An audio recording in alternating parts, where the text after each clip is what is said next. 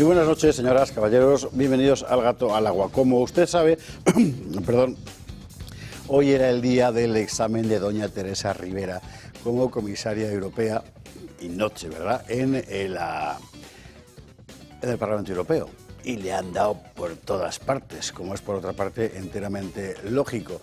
Le han dado incluso más seguramente de lo que ella esperaba sobre algunas cuestiones fundamentales. Y no han tocado todas, ¿eh? Y no han tocado todas.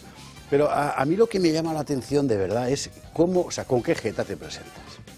¿Con qué jeta? O sea, ¿qué concepto de ti mismo tienes como para pensar que tú eres la persona apta para acudir allí a Europa, ¿verdad?, y presentarte como futuro comisario europeo, por mucho que haya un pacto de unos y de otros, se cambalache.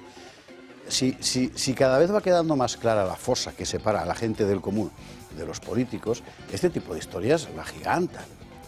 Usted váyase allí a Valencia Barrer en Paiporta, ¿verdad?, y viendo que la señora responsable de la EMET y de las confederaciones hidrográficas la están evaluando para ser comisaria europea. ¿En qué cabeza cabe? Hay mucho... supongo que con buena intención, no lo sé, pues es Navidad, según Maduro, y estamos de buen ánimo, ¿verdad? Y dice, ahora, es que hay que apoyarla porque es española. Vamos a ver. Imagínese usted que la UEFA decide montar una selección de fútbol con los mejores jugadores de cada país de Europa, ¿verdad? Y España va y propone a Ábalos. Pues que sea elegido no se hablará bien de España, ¿verdad? Hablará en su desdoro. Pues con esto ocurre exactamente lo mismo. Tener ahí esa mujer, si finalmente sale, para España es una vergüenza. Y sobre todo es una burla. Sobre todo es una burla para los 200 y pico muertos, y la cifra va subiendo, ¿verdad? Y para toda la gente que lo ha perdido todo. Porque esta mujer es una de las principales responsables políticas de lo que ha pasado. Y aquí tenemos al jefe del gobierno, Pedro I del Cagueta, que ha salido corriendo y está en Bakú, ¿verdad?, hablando del clima, a Teresa Rivera, que está en Europa postulándose, y dice, ¿esto qué es? Está el rey hoy en Valencia también. Bueno, bien, vale, ahí está, atentos a ese juego de poder, porque ahí seguramente están pasando cosas que no nos cuentan y que habrá que ir desentrañando, pero lo fundamental es esto. Estamos creando un mundo donde los de arriba están cada vez más desconectados de los de abajo. Los de abajo mueren y los de arriba se van a combatir el cambio climático en Falcon.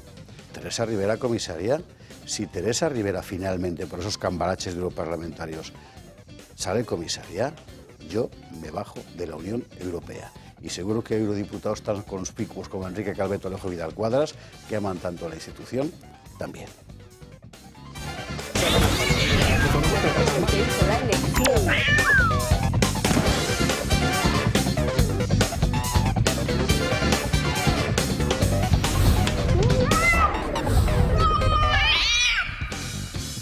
Miren, enseguida vamos con la información, pero nos vienen preguntando mucho últimamente, o sea, ¿por qué ponen antes y después del editorial Abatrade, Abatrade, Abatrade? ¿Eso qué es lo que es? Pues se lo vamos a contar hoy. Pedro, muy buenas noches. Buenas noches. CEO precisamente, me imagino que se dirá Abatrade, ¿no? A la americana. ¿Qué es?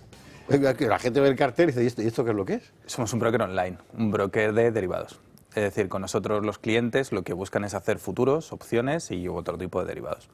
Vale. Si tú dices a cualquier persona que hay por ahí, soy un broker de derivados, no va a entender nada. Le pasa igual a mi madre. No me extraña nada. Pues háblame como si fuera tu madre. Dile que desde aquí un beso, por cierto. Nosotros lo que hacemos realmente es democratizar el mercado para todo el mundo. Es decir, cualquier persona, tú, yo, cualquiera de nosotros que quiere invertir en oro, que quiere invertir en Bitcoin, en eurodólar, en cualquier otro activo, lo puede hacer con nosotros. Ventajas que tenemos, que es la parte de derivados, lo que te decía, cuando tú compras una acción de Apple, de Nvidia, de cualquiera de los 7 magníficos, por ejemplo, ¿no?, tú haces el desembolso completo. Ahora, si con nosotros vas a comprar algún activo de los que he mencionado o cualquier otro, al ser un derivado tienes el efecto apalancamiento, es decir, tú desembolsas una pequeña cantidad, el broker pone el resto y así, bueno, pues consigues la inversión completa que tú querías. ¿Y qué ganáis vosotros? Bueno, nosotros lo que ganamos básicamente pues es una pequeña comisión. Es decir, nosotros intermediamos entre lo que es el mercado y el cliente. Nosotros nos ponemos en medio y le damos al cliente, primeramente, una plataforma donde realizar sus operaciones y segundo, le damos formación también. No todo el mundo sabe, lógicamente, de este mundo. Yo no tengo ni idea. Vamos a ponernos Eso, en mi lugar. Yo estoy viendo lo de la inteligencia artificial, Nvidia, que sube, o a Bizner por las mañanas que lo cuente y tal. Me dan ganas de meter ahí dinero, pero no tengo un duro. En todo caso, no tengo suficiente ni sé cómo hacerlo. Entonces yo os llamo y digo, Pedro, yo me quiero meter aquí, ¿tú qué me aconsejas que haga? Bueno. Y solo tengo, imagínate, bueno, una cifra al azar, 800 euros. Bueno, primeramente lo que te voy a aconsejar es que te formes. Es decir, ¿cuáles son los productos que quieres utilizar? ¿Cuál crees que te viene mejor? ¿Tú estás seguro de que quieres entrar aquí? Ese tipo de cosas, ¿no? Bueno, a ver, no es tanto eso como el hecho de, sí, tú estás seguro de que quieres entrar aquí, yo te voy a ayudar. ¿Pero cómo te ayudo? Pues lógicamente te voy a dar lo mejor que te puedo dar, que es formación. Es decir, que sepas lo que estás haciendo. Si tú vas a tontas y a locas al mercado, eres carne de cañón. Cierto. En el mercado dicen que están los que ganan y los que dan liquidez, ¿no? Entonces, no seamos de los que dan liquidez al mercado, seamos de los que ganan. Por lo tanto, te voy a dar la herramienta más valiosa, que es la formación. Y luego, aparte de eso, lógicamente, te pongo en la plataforma para que tú puedas ir al mercado y operar lo que necesites. ¿Con qué productos trabajáis? Para empezar, ¿un derivado qué es exactamente? ¿Por qué se llama derivado? Vale, un derivado es un vehículo, realmente, por el cual tú puedes operar cualquier activo que tú quieras, llámese una divisa, llámese una materia prima, petróleo, por ejemplo, el oro, ¿no?, que ha estado muy en boga ahora, Bitcoin, por ejemplo, cualquier tipo de índice, Standard & Poor's, Nasdaq, Dow, CAC francés, DAX alemán, lo que tú quieras, ¿vale? Entonces, si tú vas al mercado a por ello, bueno, pues operarás con distintos productos. ¿Qué es lo que te ofrezco yo? Te ofrezco que llegues a tener esa inversión que tú quieres, pero con un capital más pequeño, es decir, que apalanques tu dinero, es decir, tú pongas un capital, tus 800 euros que tú decías, ¿vale? Y yo te los voy a multiplicar, por ejemplo, por 100 o por 200, depende del tipo de producto. Entonces, la inversión a la que vamos a hacer frente, pues es 100 o 200 veces mayor que el capital que tú tienes. ¿Eso está regulado? Es decir, esto me puedo fiar yo de... Sin duda. De ti sí, pero ¿esto cómo funciona? No, por supuesto. Nuestro regulador primario es el Banco Central de Irlanda. O sea, no es cualquier cosita, es un banco central, ¿vale? Sí. Primeramente, ellos nos hacen una due diligence importante, hace un año y pico, 6 meses de due diligence, qué vais a hacer, cómo lo vais a hacer, a quién se lo vais a ofrecer, qué productos vais a ofrecer, y entonces deciden que nos dejan montar la oficina en España, ¿vale? Luego, toda esa documentación se manda a CNMV. CNMV revisa la documentación, ve que este informe está bien hecho y nos dice, venga, ya podéis montar la oficina en España y dirigiros al cliente español. ¿Por qué? Uno, primero tenéis todas las garantías del Banco Central Irlandés y de CNMV, y luego el depósito de los clientes cuando depositan tus 800 euros, lo que vaya a depositar el cliente, se queda aquí en un banco en España también, no se va afuera, no se va a ningún lado. Entonces todo es transparente, todo es regulado y todo es, bueno, pues como uno tiene que ser, ¿no?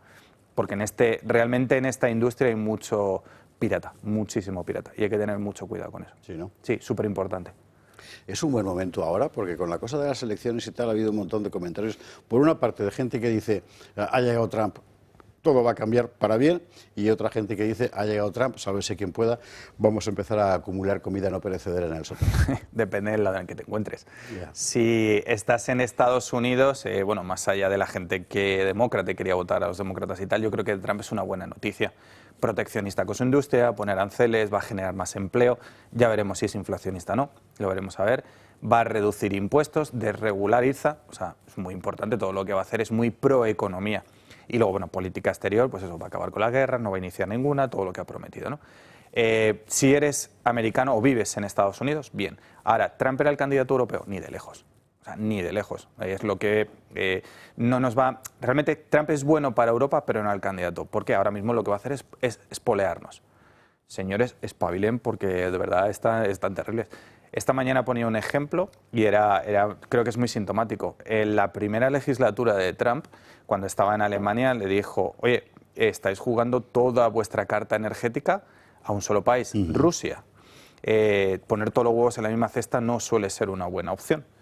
Y a día de hoy pues vemos a Alemania, ¿no? Está en recesión, tiene muchos problemas energéticos, sector automovilístico en declive. Quiero decir, el tipo sabe lo que se hace. Entonces, creo que va a ser bueno para Europa en tanto en cuanto nos va a espolear. Y bueno, y a China también la va a poner un poco en su sitio. Oye, una palabra más antes igual le fichamos para más cosas a Pedro, ¿eh? Pero, por ejemplo, el Bitcoin. Hay mucha gente muy fascinada. Ah. Y luego han salido otro montón de monedas virtuales, etcétera.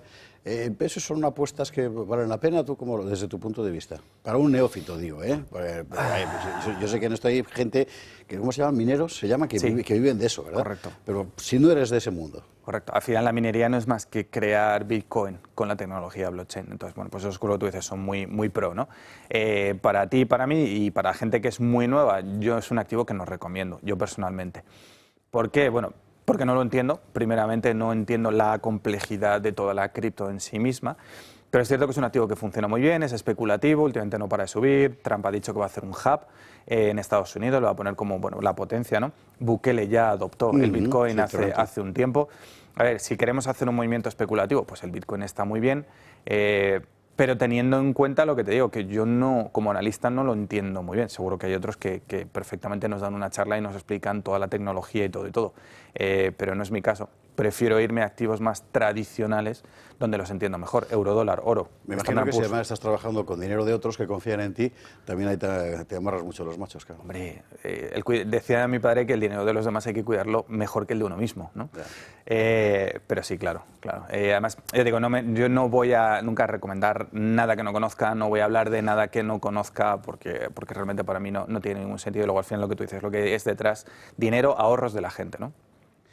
Vale, si yo soy ahora un señor que está ahí, que tiene 800 euros, los que yo no tengo, para decir, voy a llamar a Pedro a ver cómo lo hacen. ¿Vale el código ese que aparece en pantalla? Exactamente, con el móvil y andando. Correcto. Esa es una de las opciones. La otra opción es simplemente internet, avatrade.es. ¿Vale? Podemos sacar una cuenta demo, que eso es súper importante. Nadie te dice que cuando llegues a AVA tienes que depositar dinero y empezar a operar. Bájate una cuenta demo, dinero en Monopoly, tienes la plataforma, que es exactamente igual que la real, te damos dinero de mentira y empiezas a conocer la plataforma, a conocer el producto, a ver lo que... O sea, ¿tienes autoescuela? Sí, claro. Qué claro. bueno. Sí, por supuesto. Ya. Y por ahí es por donde hay que empezar, siempre. Esto hay que pensárselo, ¿eh? Bueno, pues ya sabe usted lo que es Avatrade, o sea, Avatrade, eso que sale antes y después de nuestros editoriales aquí en el Gato al Agua. Pedro, gracias mil. Que te vamos a llamar más. Fenomenal, cuando queráis. Para hablar precisamente de este tipo de cosas que a todos nos dejan un poco sorprendidos, ¿verdad? Con este cambio radical de economía que estamos viendo en los últimos 20 años y que a todo el mundo lo han dejado muy descolocado. Sí, interesante.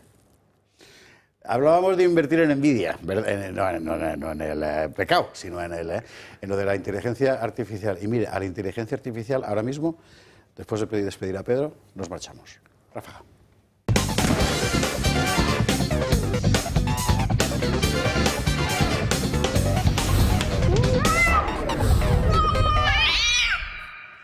Que sí, que esto lo tiene que saber Miguel Durán, que viene ahora dentro de un instante. Inteligencia artificial. Y usted ve a los ministros y dice, ya sé lo que es, pero no es eso. Alberto Benmunán, muy buenas noches, ¿cómo estás? Buenas noches, muchas gracias. Alberto Benmunán, o sea, la primera persona que escribe un libro diciendo cómo tienes que gestionar tu mail, fue él. Y la verdad es que solucionaste muchos problemas que se nos planteaban a todos, que de repente aquello empezaba a acumularse allí, basura de todo género, y la verdad es que fue un libro, me imagino que funcionaría muy bien, claro. Totalmente, aparte justo eran los 40 años del correo electrónico, así que funcionó muy bien. ¿Cuántos años llevas metido en el mundo de las nuevas tecnologías? O sea, toda la vida. Desde los 18, tengo 48, de los 18, 30 años, o sea que, bueno, desde pequeño programaba, o sea que me encanta, es mi hobby, me apasiona. Ahora estamos con esa historia de la inteligencia artificial que a todos nos aterra bastante. Porque ves las cosas que hacen por ahí, ves que de repente sale un tío que tiene tu cara diciendo cosas que tú no dices. Es decir, que bueno, me imagino que como todas las herramientas técnicas, ¿verdad? Pueden ser un peligro, pueden ser una oportunidad. Y vosotros lo que habéis hecho es un curso de inteligencia artificial generativa. Ahora te preguntaré qué quiere decir generativa, pero la idea es la del curso. Sí, o sea, hemos montado un curso a través de WhatsApp, que eso es lo diferente de este curso, que es como si estuvieras hablando con una persona, con un amigo, y te va dando ejercicios, te va dando vídeos, te va dando distintas opciones, todo a través de WhatsApp. Te va recordando que tienes que hacer los ejercicios y son 5 minutos, microlecciones, llamamos microlecciones. Entonces tú llevas a los niños al cole. Está pensado para la generación Z. Totalmente. O sea, está muy bien eso. Aunque te voy a decir una cosa, la generación Z lo hace porque necesita, porque pensamos que vienen ya directamente con la inteligencia artificial de fábrica y no. Y es que todos utilizamos, 3.000 millones de personas utilizan WhatsApp. Entonces, claro, es impresionante. Entonces, ¿Por qué generativa? ¿Por qué le habéis puesto ese nombre? bueno, es que hoy en día está la inteligencia artificial, que es la habilidad que tienen las máquinas para parecerse a los humanos, Sí. o para la capacidad que tienen los humanos, y la generativa es la nueva, lo que saca ChatGPT hace 2 años exactamente, 713 días, el 30 de noviembre, es que justo mañana doy una conferencia y Mira, está bien. empiezo con un slide de 714 días. Y entonces es inteligencia artificial generativa. Y es generativa porque genera contenido nuevo. Es decir, funciona Entendido. como cuando tú estás en Google y se autocompleta, tengo 40 años y entonces autocompleta, y estoy soltero o tal. Y entonces eso es lo mismo. Aquí cuando te hace una imagen o cuando te genera un texto, él va calculando matemáticamente cuáles son las probabilidades de que la palabra que venga después o el píxel que venga después sea rojo o amarillo, y así genera, basado en un contexto, genera. Entonces, eso es la inteligencia artificial generativa. Entonces, lo que nosotros enseñamos es eso, es cómo puedes utilizar ChatGPT, Claude, todos los distintos chatbots para hacer un ensayo para el colegio, por ejemplo, para un estudiante, o para hacer un plan de marketing porque tienes una startup, o para lo que sea, ¿no? Entonces, ayudamos a que entiendan mejor y a que utilicen Está mejor bien. estas herramientas. Yo sé que a mucha gente le parece terrorífico, sobre todo cuando lo ves desde el punto de vista, digamos, literario, ¿no? Porque te parece que, bueno, que la creatividad... Hay que pensar 2 cosas. Uno, la inteligencia artificial en realidad descansa sobre lo que han aportado personas de carne y hueso, claro, toda la información que hay. 2, y muy importante, en realidad el truco consiste, y es lo que lo hace tan seductor y aterrador a la vez, en que el sistema te permite él solo ir, ¿cómo decirlo?, convocando toda la información disponible al mismo tiempo para completar lo que tú estás empezando. Más o menos este es el procedimiento. 100%. O sea, nosotros vemos 2 approaches. Uno que es el cuando tú le das una instrucción, se llama prompt, y entonces se la puedes dar estructurada o se la puedes dar en una conversación. Entonces, cuando la haces con una conversación, vas investigando, indagando o curioseando sobre el tema que tú quieres hacerlo, ¿no? Entonces, muchas veces nosotros lo que tratamos es de, mientras mejor preguntes, mejor resultado vas a tener. Y no es lo mismo una persona que sea un abogado, no va a preguntar lo mismo que otra persona que no es abogado, entonces, bueno, le vas a sacar mucho más provecho con el conocimiento que tiene, ¿no? Así que atentos a la cosa. Que a usted le interesa esto y dominar la herramienta, porque esto al final hay que domesticarlo como un caballo, solo que sin cebada. El curso. Es un curso en WhatsApp. Son microlecciones de 5 o 6 minutos aproximadamente. Sí. Y además ellos blasonan de una cosa que ahora me va a tener que explicar, que es que conseguís una capacidad de retención extraordinaria. O sea, que uno se le queda, incluso a mí, se me quedaría en la cabeza. Sí, o sea, lo que decimos es no solo la retención, sino que la cantidad de personas que terminan el curso es muy, muy alta. O sea, hemos trabajado con una universidad, en una escuela de negocios española, y el 75% de las personas terminan el curso, porque estos cursos que son asíncronos, que no tienes los lunes a las 7 de la noche, la ausencia es muy alta. Entonces la gente no va, la gente se lo olvida y demás. Entonces terminas no solo reteniendo una cantidad de contenido, sino terminas el curso comparado con todos los cursos asíncronos, un 5% es lo que terminan, solo un 75%, ¿no? Hoy en día no solo estamos formando a personas que pueden utilizar este código QR y pueden entrar en el código, sino también a compañías, a universidades. O sea, por ejemplo, mañana justo le doy una charla a todas las universidades de Latinoamérica y le doy una charla sobre esto, ¿no? Sobre la IA generativa y hablando sobre este tema. ¿Y para esto qué hay que hacer? Bueno, tiene un precio, que son 150 euros. Sí. Pero si usted es del Toro Televisión, tiene rebaja. Cosa muy importante. ¿Cómo se empieza? En principio con el QR. Mira, con este QR te va a abrir directamente WhatsApp. El QR te va a abrir directamente WhatsApp con unas palabras o con un código que ya viene hecho, que ese es el código que da el 15% de descuento que damos a los televidentes de Toro TV. Y bueno, simplemente tiene que escanearlos, mantener las palabritas que aparecen, enviar, y ahí ya vienen todas las demás instrucciones. Y ¿Cómo se empieza a desvelarnos un poquito? ¿Qué bueno, hay detrás de la puerta? Claro, el misterio. no, te empieza un mensaje, empiezas a mensajearte con Maya, que es mi asistente, yo soy el profesor, está Maya, que es el asistente virtual, donde le puedes hacer preguntas, donde te va a ir ella preguntando cuál es tu nombre, te va a ir incluso en la primera lección, que es gratis, la vas a ver, incluso puedes hacer cosas interesantísimas, como una canción con todo, y no desvelo mucho más, ¿no? Pero en la primera lección puedes hacer hasta una canción que te la genera en tiempo real y te la hace con tus gustos y preferencias, ¿no?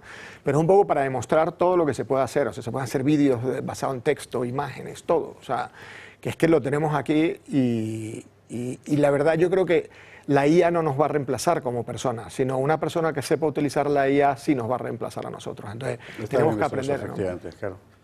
Alberto, muchísimas gracias. Mire, pruebe directamente. Yo lo suyo es entrar y a partir de ahí déjese llevar, porque está diseñado para que hasta yo pueda entrar ahí y empezar a aprender sobre cómo dominar un instrumento que de otra forma acabará dominándole a uno. Y eso es lo que sí que no puede ser. Alberto Bemuno, gracias mil. Muchas gracias.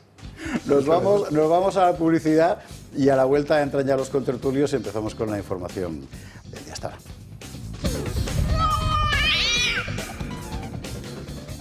Y 1:11 en Canarias. Lo primero, saludos efusivos, a más no poder, a todos los amigos que están yendo y viniendo a Valencia o que están allí permanentemente y que nos ven, a los chavales de Cruz de Borgoña, de Revuelta, de Facta, a todos los que están trabajando ahí. Ayer estábamos con Héctor Gómez, que ha puesto toda la estructura de su web deportiva, ¿verdad?, al servicio de todas estas cosas, a todos los que estoy dejando allí la piel, que está con vosotros toda la España de bien, que es prácticamente toda casta política al margen. 2 condolencias a Pepe Guerrero, un espectador de este programa que ha fallecido y desde aquí mandamos un abrazo fortísimo a toda la familia. Descanse en paz. Y 3, vamos a por los titulares. Venga. Lo primero, Teresa Rivera, que no será comisaria europea de momento, porque ahora empieza el cambalache de socialistas, populares, liberales y la madre que a todos los trujo lo tranquila que se quedó.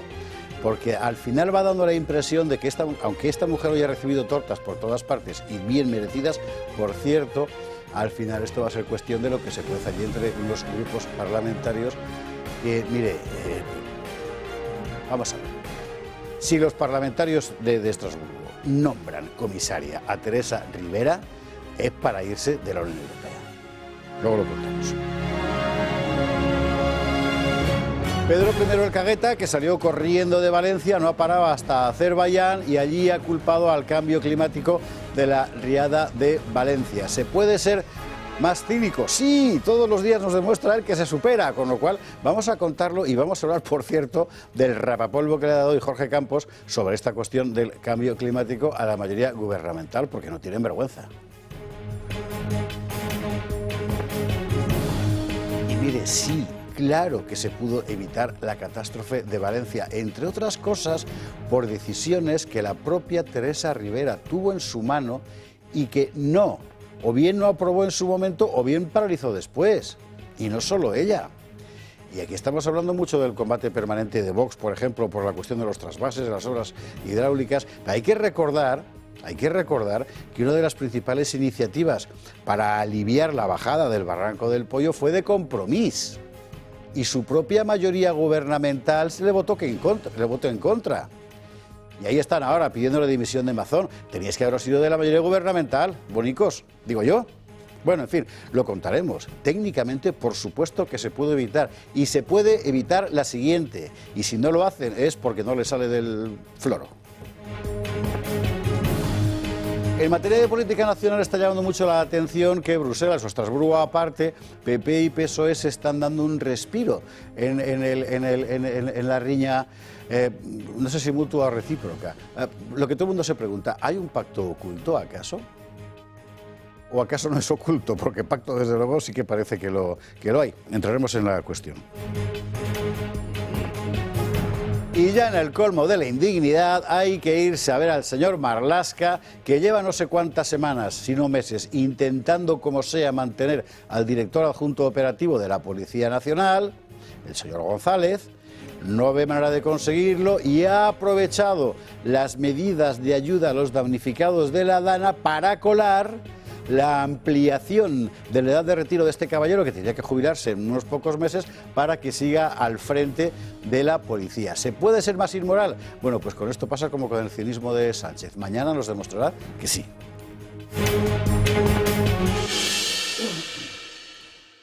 Y por supuesto hablaremos de Trump también. Van saliendo ya nombres, en fin, el de Marco Rubio para la administración, por ejemplo, y otros, Huckabee para embajador en Israel. Eso lo contaremos al final del programa con nuestros contertulios de esta noche. Don Antonio Alonso Timón, ¿cómo estás? Muy buenas noches, don José Javier. Pues todavía no salgo de mi asombro y absolutamente indignado con la gestión que se ha hecho de esto, porque efectivamente de la Dana de Valencia, desde aquí, desde luego, el apoyo total a las víctimas y el agradecimiento a los servidores públicos y a los voluntarios que siguen allí trabajando. Y es difícil cuando hablas de este tema, yo estos días lo pasaba, y no emocionarse, ¿no? Porque las imágenes que hemos visto de compatriotas que lo han perdido absolutamente todo y que hay que apoyarles en todo lo que se pueda. Esperemos, el problema que tenemos es que estamos en manos de quienes estamos. Y las ayudas que se han prometido esperemos que no sean como las de La Palma, porque los señores de La Palma todavía están esperándolas. Y bueno, ya tendremos tiempo de profundizar en este tema, pero muy triste. Con lo de Valencia, pues es una tierra que yo he estado muchas veces, que me han tratado muy bien, a la que aprecio y estoy muy afectado con este tema. Pero también quería aprovechar, porque lo mejor que tenemos en esta casa son nuestros telespectadores, y a pesar de la tristeza que nos invade a todos, pues hay momentos de felicidad que he podido compartir este fin de semana en una boda que he estado en Benavente, y comprobar que allí tenemos seguidores muy fieles, que rápidamente, en cuanto llegué, me reconocieron, como son María Julia y Paulino, y Enrique y Feli, a los que desde aquí mando un afectuoso saludo, porque son muy fieles seguidores de esta casa, y la verdad es que pasamos un buen rato con gente maravillosa allí en Benavente. En Benavente, provincia de Zamora. Efectivamente, un gran sitio. ¿Qué parador más bonito tiene Benavente? Tiene un parador muy bonito, tiene un pueblo precioso y una gente maravillosa. Y además muchos empresarios que me contaban que están... de Benavente, según entras, vale la pena, hay que verlo, ¿eh? Muchos empresarios con empresas muy gordas, y además a mí en la mesa me tocó con gente muy interesante, el dueño de Quesos El Pastor, las bodegas Otero, el Orujo Panizo. Tú siempre buscando a quién acercarte. Había gente estupenda, la verdad. Fue muy interesante y lo pasamos muy bien. Antonio, bienvenido, buenas noches y saludos efectivamente a Benavente. Don Iván Pérez Luis, saludos a Cuenca también. Muy buenas noches. Saludos a Cuenca, mi tierra. Bueno, pues voy a hacer yo también voy a saludar a Gonzalo, que es un señor que me encontré el lunes de la semana pasada en Oviedo, cuando fui a presentar mi libro La conquista del Perú. Entonces, bueno, pues un saludo desde aquí a Oviedo, a Gonzalo y a Oviedo, por supuesto, y a la Fundación Gustavo Bueno, que es la que me brindó esa oportunidad. Y bueno, yo me sumo un poco a lo que decía Antonio. Es conmovedor ver algunas escenas realmente terribles, y es gravísima la actuación que estamos viendo con esos lemas del Estado somos todos, que tienen esa especie de intento de esparcir la culpa o repartirla, esas apelaciones, que imagino que luego hablaremos de ellas, al cambio climático, en fin, a nebulosas que lo que intentan es confundir al personal y eludir responsabilidades que yo creo que son bastante nítidas, o cada vez lo son más.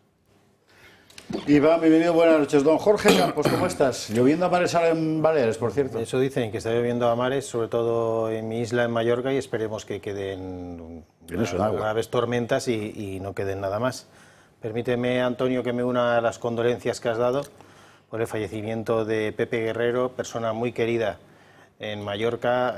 Mis condolencias a la familia, a sus hermanos, Conchi, Antonio y Javier Guerrero, a su hija Patricia y sobre todo a su sobrina Noemi Guerrero.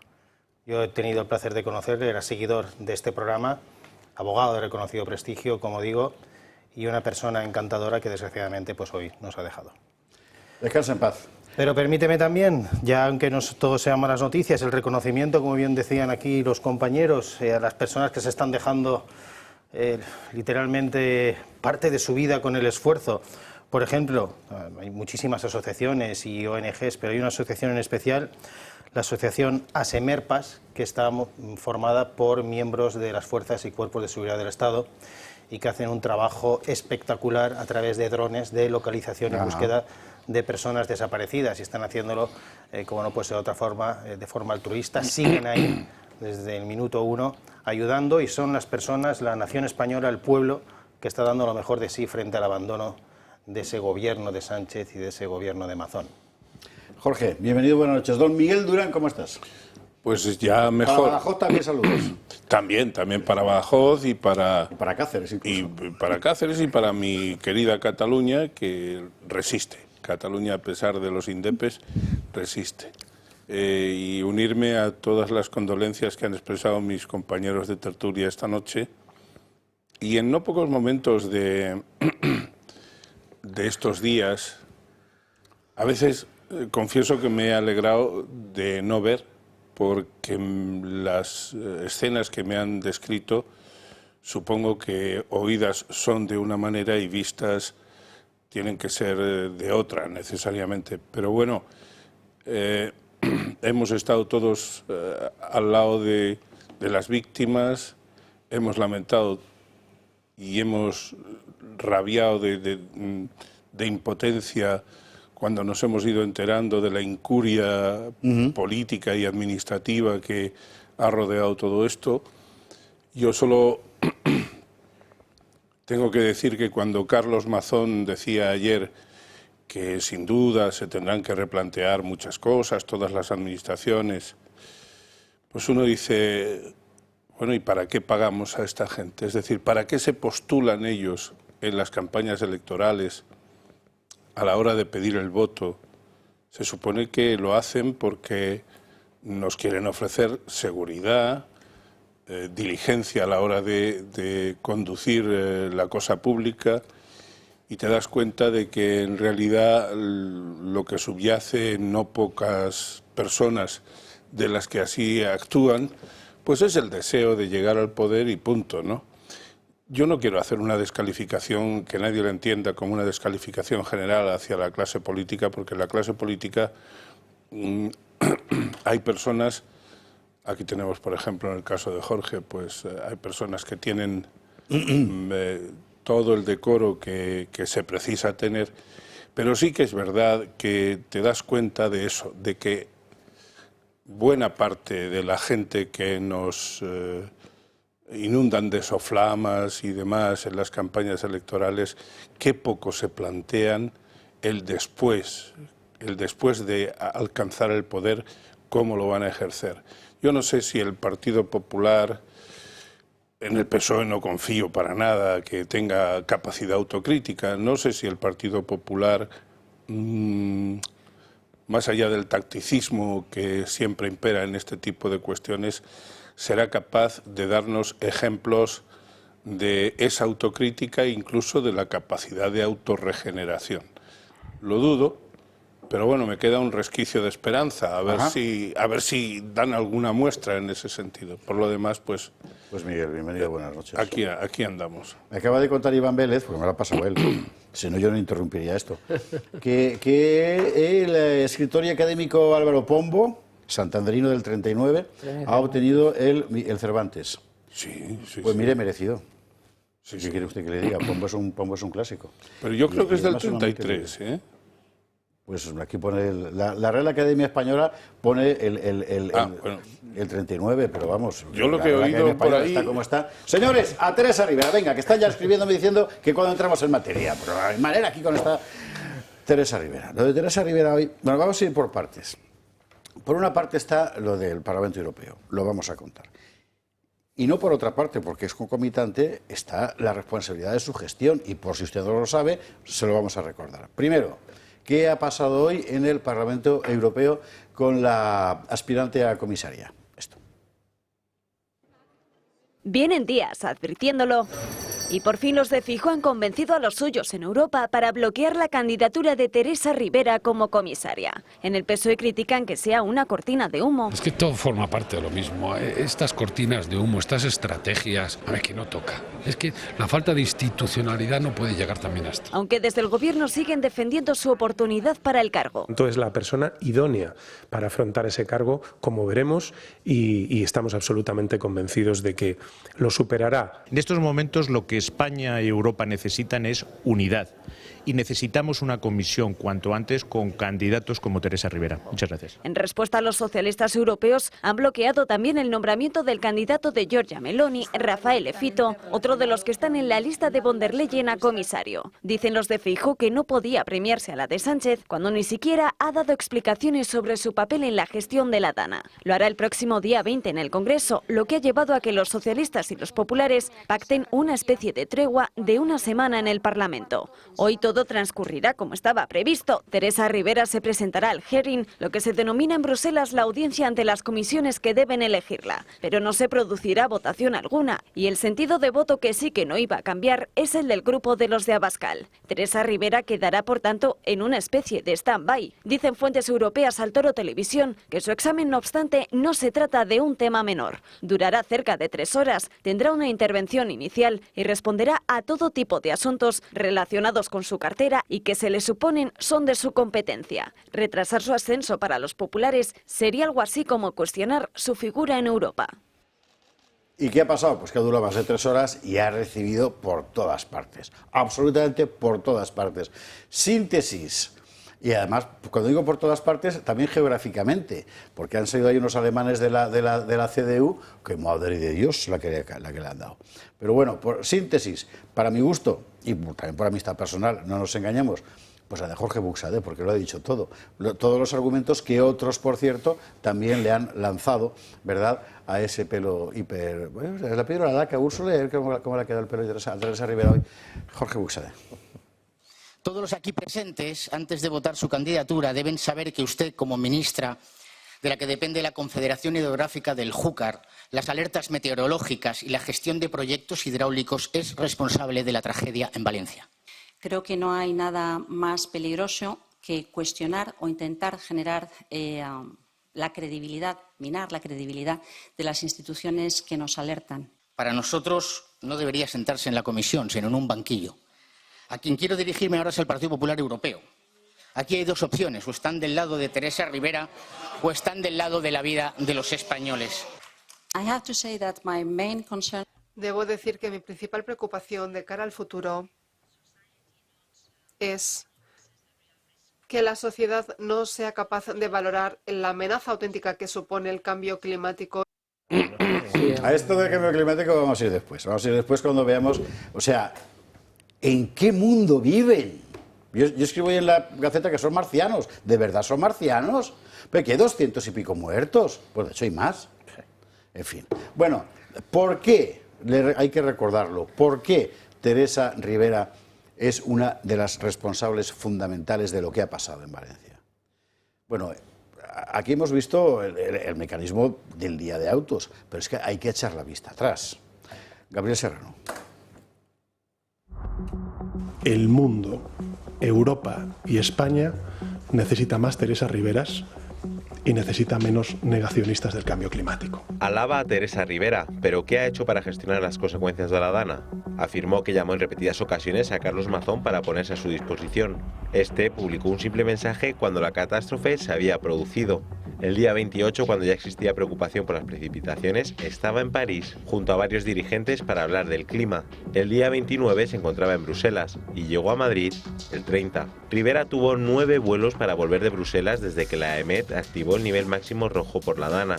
No hubo modificaciones en la agenda porque, según su gabinete, estaba con temas relacionados a su candidatura europea. Hasta aquí lo que ha ocurrido después de la Dana. ¿Y cómo ha sido su gestión previa a la misma? Primero hay que remontarse al año 2011, cuando era secretaria de Estado de Medio Ambiente. Firmó la declaración de impacto ambiental del proyecto de adecuación ambiental y drenaje de la cuenca del Pollo vertiente a la Albufera, Valencia. El objeto del proyecto era la realización de una serie de actuaciones encaminadas a la reducción del riesgo de inundaciones, alcanzando el nivel de protección necesario para un periodo de retorno de 500 años. El Partido Popular, cuando llegó al gobierno, dejó en el cajón el proyecto, y ahí sigue. Y cuando Rivera volvió posteriormente al Frente de Transición Ecológica, tampoco lo ha llevado a cabo. En 2021, Teresa Rivera paró la adecuación y drenaje del Barranco del Pollo por problemas ambientales y una visión del coste-beneficio, además del proyecto antes mencionado junto al de vía verde de conexión del Barranco de la Saleta al río Turia, también por falta de disponibilidad. Otra de las excusas que se utilizó para no llevarlo a cabo fueron las incompatibilidades con la ley de huertas de Ximo Puig. Si hubiesen priorizado los proyectos, las consecuencias de la Dana podrían haber sido diferentes. Esto es importante, ¿por qué? Porque significa que todo el mundo sabía lo que había que hacer y nadie lo hizo, ni el PSOE con Zapatero, ni el PP con Rajoy, ni luego el PSOE con Sánchez. Y siempre en medio Teresa Rivera, mano sobre mano. Bueno, Iván, Antonio, Jorge, Miguel. Yo creo que la cuestión está bastante clara. Aquí la apelación a un ente abstracto llamado cambio climático, que además seríamos todos culpables de dicho cambio, entendido como... La culpa es nuestra. Claro, la culpa es nuestra porque por nuestro coche la que mancha y variable eso. Es antrópica, pues que se nos ocurre tener un coche viejo y tal, o hacer varias cosas, o las vacas y tal. Es lo fácil y es una forma, pues ya digo, de repartir y de que los beatos de estas ideologías pues se sientan casi complacidos. Pero claro, esto choca con una realidad evidente. Admitiendo todas las tesis y todos los postulados del cambio climático, bueno, si tú el cambio climático crees que va a producir catástrofes naturales, no hace nada. Trata de, en vez de renaturalizarlo todo, es decir, dejar todos los cañizos y todo lo que hay en las ramblas y en las zonas donde puede encauzarse el agua, límpialas. Pero aquí es al contrario, aquí se ha querido renaturalizar cauces, con lo cual estamos pues como echándole gasolina al fuego. Por lo tanto, cambio climático, lo que ustedes quieran, pero es que las infraestructuras, que creo yo que tampoco digo yo que alterarían el clima mundial o cósmico, pues son las que hubieran hecho aminorado por lo menos la catástrofe. ¿Qué ocurre? Que en el fondo está una cosa llamada Plan Hidrológico Nacional y eso es un tabú. La palabra nacional es un tabú para el PSOE y el PP, que están siempre engolfados con el secesionismo y esos facciosos. Que sepa usted que hay una cosa que se llama CREAF, que está en la Universidad de Bellaterra, en Barcelona, y que están difundiendo por ahí entre la prensa adicta a la mayoría gubernamental, y eso de que de limpiar los barrancos no es bueno. No. Contra lo que pueda parecer no es bueno porque, claro, paran el agua. Vamos a ver, ¿cuánto cobráis? Decid la verdad, ¿cuánto cobráis? A la próxima os vais todos al barranco que yo me sé, a ver cómo cae el agua y cómo se para. Y cómo es el agua que cae una vez retenida por todo eso, cuando ya no lo puede retener nada. Y me lo contéis después, majetes. De verdad, en fin. Venga, sácame de aquí, Antonio. Sobre este tema contesto. Teresa Rivera como ministra actualmente y Teresa Rivera como futura comisaria. Teresa Rivera como ministra tiene una responsabilidad importantísima que hay que situarla aquí cuando se ha dicho. Bueno, es que las competencias de aquí, el gobierno central conoció de su incompetencia con la pandemia, cuando centralizó en 4 ministerios la gestión y fue un fracaso total y absoluto. Y a partir de entonces, en cualquier catástrofe que surge, se lo manda a las comunidades autónomas. Cuando se está hablando de 80.000 leyes para defender la competencia del gobierno, no, si solo hay que aplicar una ley que es la que está para estos casos, que es la Ley de Protección Civil, que es la Ley 17/2015. Y esa ley atribuye la competencia ex constitutione al gobierno, artículo 149.1.29. Muy bien, las competencias. La señora Teresa Rivera tenía competencias antes y durante, en el momento de la alerta. Es decir, antes se ha dicho aquí, los datos que están saliendo son espeluznantes. Es decir, eso, hay proyectos de actuar en el Barranco del Pollo, que es el que ha provocado la mayor parte de la catástrofe y la mayor parte de los muertos en la Comunidad Valenciana, desde hace casi 20 años. Sí, señor. Desde hace casi 20 años, y no se ha hecho absolutamente nada. Y esta señora era secretaria de Estado de Medio Ambiente, luego ha sido ministra, no se ha hecho absolutamente nada, los papeles están ahí. Por lo tanto, ella competencias en el ex ante y en durante. Y como dice Iván, ahora va a resultar que son los ciudadanos los culpables, porque esta tarde ha insinuado que es que la gente no se quedó en casa, que las alertas habían dado a tiempo. Cuando les sonó el móvil a las 20 horas y 11 minutos a los valencianos, cuando ya estaba todo... Claro. cuando ya estaba todo absolutamente desbordado. Es increíble que todavía se esté insultando a la inteligencia de la gente, echándole las culpas a los ciudadanos. Y, por cierto, otro ministro que no se puede ir de rositas, el señor Marlaska, que tendría que haber asumido desde el principio, Ministerio del Interior, también lo pone esa ley, la gestión. Y por último, y con esto termino, Teresa Rivera como comisaria. Si se nombra la semana que viene a Teresa Rivera como comisaria, la Unión Europea, por los chanchullos que hay, porque al final esto es un juego, se ha retrasado una semana y aquí hay pactos que van más allá de Teresa Rivera, y es el contubernio de Bruselas de que si no se nombra a Teresa Rivera, está por el medio el candidato de Meloni, hay un pacto PP y Partido Socialista Europeo y Partido Popular Europeo. Sería una vergüenza que en este momento se nombrase comisaria a Teresa Rivera, y la Unión Europea una vez más perdería, y ya van muchas en los últimos años, la poca credibilidad que le falta. De acuerdo. Jorge, Miguel. Porque yo creo que es que Antonio daba en la clave. Vamos a ver, Teresa Rivera no será comisaria europea de momento. Bueno, pues vamos a ver, todo dependerá de lo que haya impactado entre el PP y el PSOE, que como sabemos son un mismo ente en Europa y en España. Y en España también. Ahora que quieran disimularlo diciendo es que tiene que rendir cuentas. Primero aquí en el Congreso y después ya veremos. Entonces, son capaces los del Partido Popular de decir, bueno, ya ha rendido cuentas, muy mal Teresa, pero te nombramos comisaria, porque es lo que hemos acordado, sobre todo con la señora von der Leyen al frente, que es la que manda y la que dice lo que hay que hacer. Es una auténtica vergüenza que aún estemos debatiendo si Teresa Rivera es o no, o si puede ser o no comisaria europea, después ya no todo lo que llevan desde hace años acumulando en desastres el gobierno socialista, sino ya incluso ahora precisamente cuando ha sucedido esta catástrofe donde este gobierno, Teresa Rivera, Marlaska, el ministro de Política Territorial y el presidente Sánchez, que tendrían que irse, ya se tendrían que haber ido, y después, rendir cuentas ante la justicia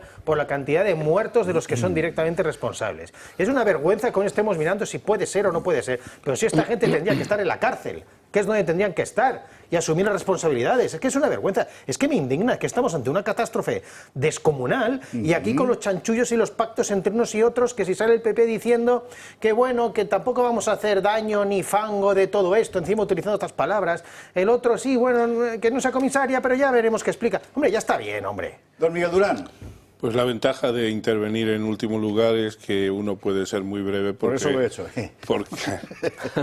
Porque suscribe, yo tengo que suscribir la práctica totalidad de lo que se ha dicho aquí. A mí me indigna mucho que ante situaciones tan graves los protagonistas políticos mutualicen las culpas, es decir, las traten de disolverlas en el contexto general de que la responsabilidad es de todos, cuando luego, ante los éxitos, tienen una tendencia protagónica que vamos, que para qué unas prisas.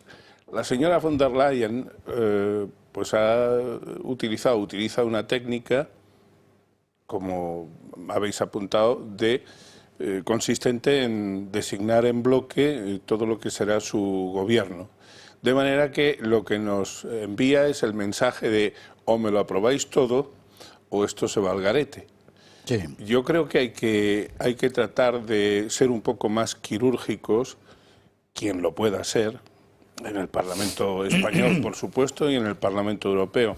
Pero a pesar de que se utilice el bisturí de manera certera, sinceramente yo comparto con vosotros el sentir que habéis expresado de que aquí no triunfarán los conchaveos, los enjuagues, los pactos, como se le quiera llamar, y al final esta señora será comisaria europea.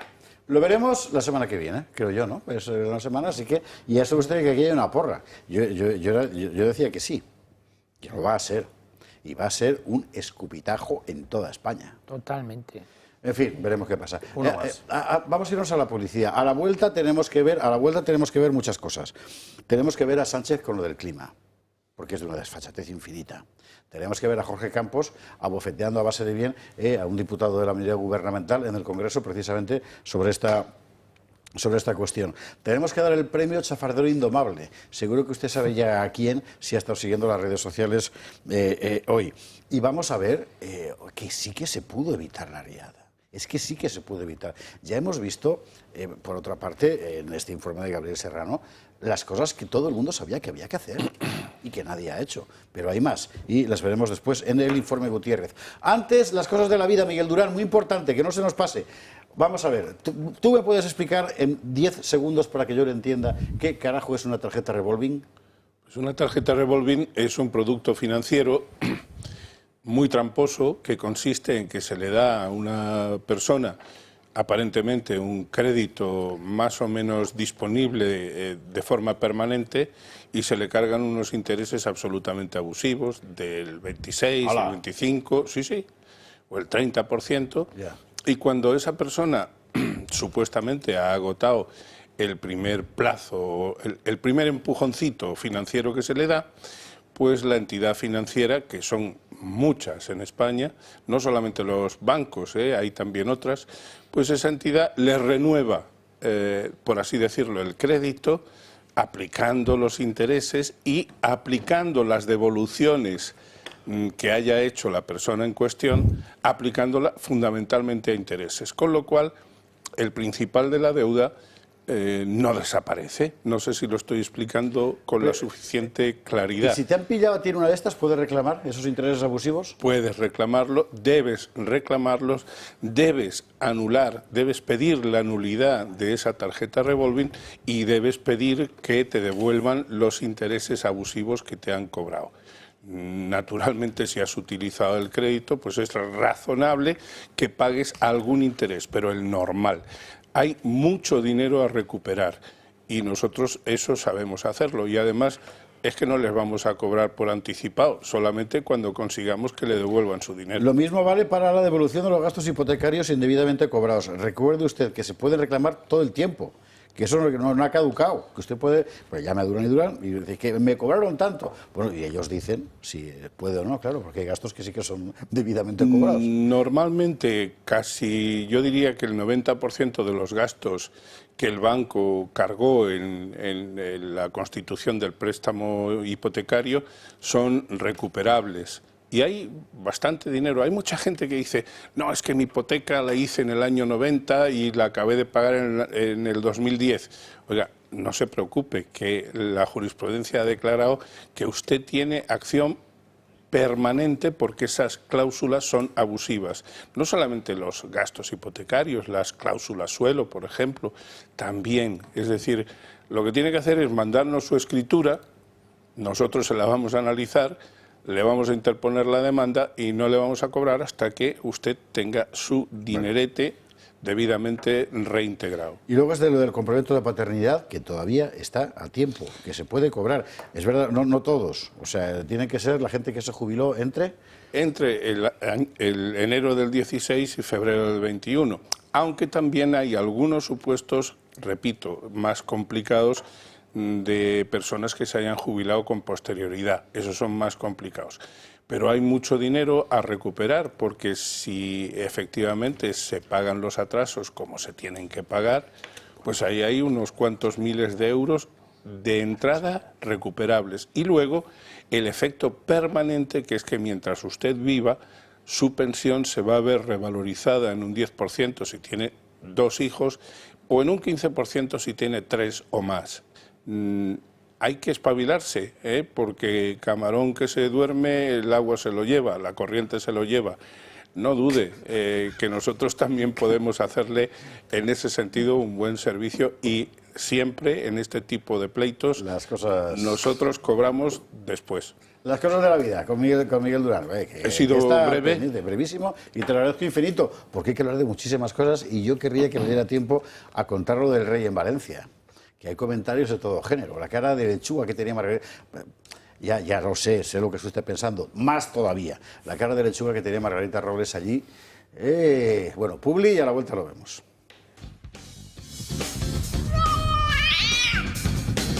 ...22:48, 21:48 en Canarias. Enseguida vamos a la información. Antes nos vamos a Montes de Galicia, que es un restaurante que usted tiene que ir, porque me han escrito aquí una cosa, yo le voy a contar mi experiencia.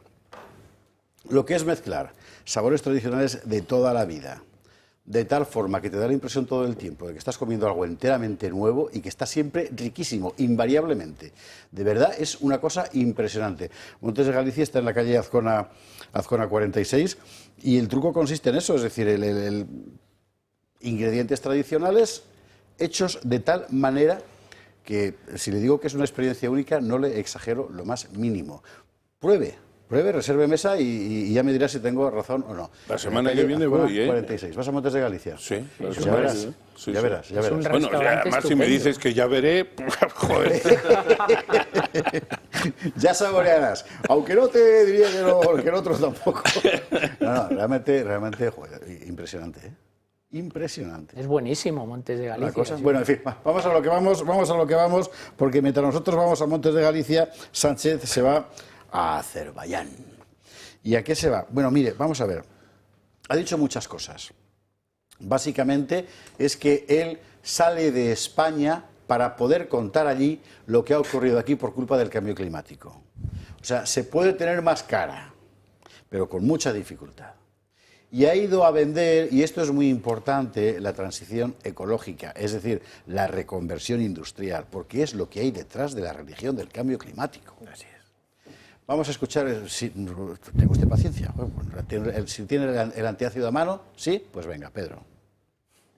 Y al mismo tiempo hemos sido la economía de la OCDE que más ha crecido y que más empleo ha creado durante estos últimos años. Y se puede crecer con equidad, por tanto, y respetar el planeta. Por eso les ruego, no hagan caso a quienes dicen que la transición ecológica es incompatible con el bienestar de las naciones o que es mala para las clases medias y trabajadoras, porque no es cierto. De hecho, es justo lo contrario. Si no conquistamos la sostenibilidad, si nuestros niveles de bienestar y seguridad no se adecúan a esa sostenibilidad, van a caer considerablemente a lo largo de la próxima década.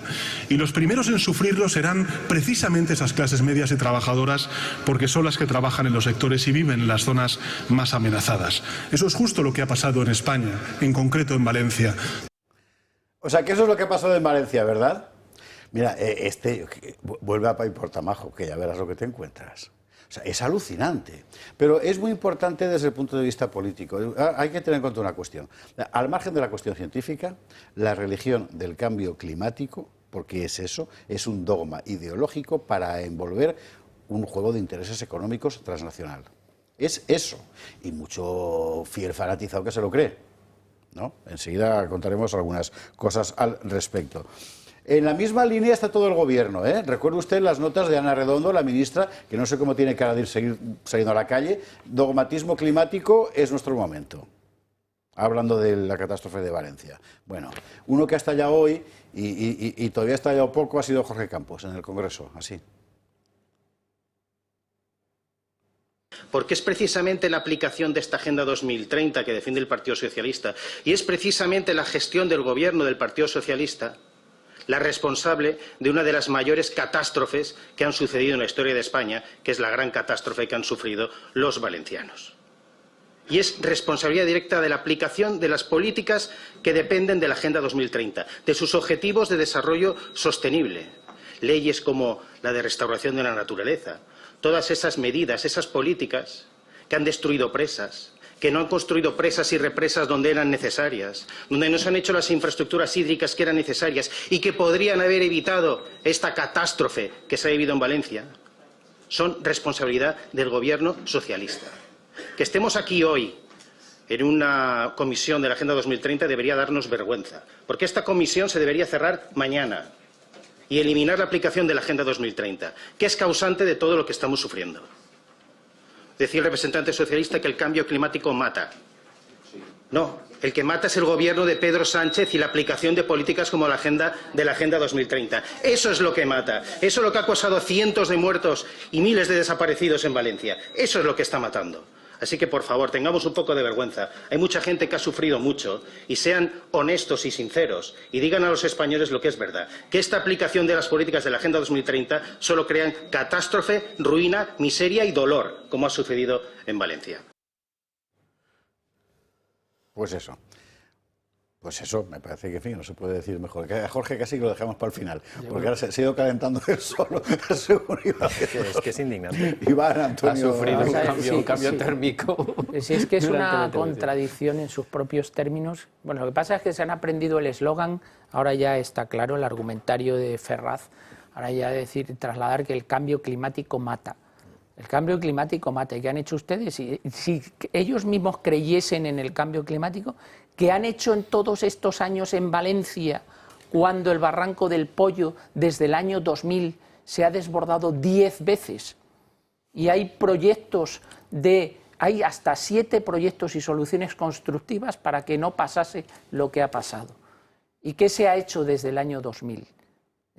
O desde el año 2001, porque es verdad que por lo menos el señor Aznar presentó el Plan Hidrológico Nacional y dentro del Plan Hidrológico Nacional sí que se contemplaba realizar infraestructuras que hubiesen mitigado muchísimo los efectos de la maldita dana que se produjo en la Comunidad Valenciana hace 15 días. Pero es que lo del presidente del gobierno ya clama al cielo, es que se supera cada día en la indignidad del cargo. Yo creo que todavía tenemos un retrato, si todavía no era suficientemente fiel, todavía tenemos un retrato más fiel de en qué manos estamos. Lo vimos en Paiporta. Cuando el rey, haciendo uso de la dignidad del cargo, se queda a hablar con la gente a pesar de que le estaban tirando el barro y él sale huyendo y dejando al rey a merced de los acontecimientos y dando la espalda al pueblo. Este presidente del gobierno tiene más de 20 y tantos motivos para haberse ido ya en cualquier país normal donde se respetase mínimamente a las instituciones, a la ciudadanía y a las reglas del juego democrático, ya habría dimitido hace muchísimo tiempo. Tiene una cara de cemento armado. Miguel... muy brevemente, porque se ha dicho casi todo, yo creo. Yo no sé si Pedro Sánchez, después de lo que se está viendo en Valencia, va a seguir con la cantinela del fango, porque es que le viene que ni pintado. Ha dejado de decirlo, efectivamente. Por eso digo que yo no sé si volverá, Antonio, porque es que el cada bulo vez... y el fango lo me pone él. Si pero moviliza una unidad de élite de la Guardia Civil para que detengan a 3 pobres personas diciendo que eran de ultraderecha, cuando se ha demostrado que no había nadie de ultraderecha ahí, o por lo menos no fueron las personas que le atacaron. Bueno, pero yo lo que quiero decir es que a partir de ahora lo tienen pues a huevo, hablando en plata, todos aquellos que le vamos a echar en cara el fango de Valencia. Ese sí es fango. Lo que él se inventa en forma de bulos y no sé cuántas cosas más, eso es el fango suyo, el que él trata de esparcir como la tinta del calamar para cubrir sus vergüenzas, sin conseguirlo. Bueno, habrá alguna gente que todavía se lo crea, pero qué terrible es, qué terrible tiene que ser y qué cara o qué cuajo hay que tener para seguir en el poder sin irse después de lo que ha pasado. A mí es que yo no sé a qué mecanismo psicológico o psiquiátrico quizá responde que este hombre siga ahí en el machito después de todo lo que ha pasado últimamente. Me gustaría que un día invitásemos a alguien especialista en psicología o en psiquiatría para que nos lo pudiera explicar. Igual un exorcista mejor. Pues no bueno, sé. no Iván, sé. Jorge. Exorcista del padre Fortea podría ser uno, ¿no? Por ejemplo. Vamos a ver, yo casi tendría que repetirme en cuanto al análisis de estas excusas que se están poniendo, ¿no? Echarle la culpa no al empedrado, sino al cambio climático. Pero, insisto, aceptándolo todo, aquí se podría haber hecho la famosa, según dicen los expertos, presa de Cheste, que hubiera paliado el problema. Eso es de cajón. No estás diciendo que los fenómenos meteorológicos van a ser más extremos. Coño, actúan. Claro, a eso me refiero. Y entonces yo acuso. Vamos a ver, hubo en el año 2001 un plan hidrológico nacional que se paró porque los secesionistas, los facciosos catalanes que están manejando los hilos en España hace mucho tiempo, dijeron que no, que el agua no se comparte, que es una forma de romper con el resto de compatriotas. Esto es así de claro. Lo que diría Gustavo Bueno, que es la capa basal de una sociedad política, no se comparte. Pero el PP tampoco lo reimpulsó. y ahora tampoco se está exigiendo. Es que yo creo que todos comparten culpas en cuanto a su adscripción a eso que tú dices que es una religión o como queramos llamarle, o el fanatismo climático, la etiqueta que se quiera poner, porque todo va de etiquetas. El cambio climático mata, fanatismo climático. En fin, en esta guerra estamos. Nadie replantea la necesidad de un plan hidrológico nacional, ni siquiera hoy.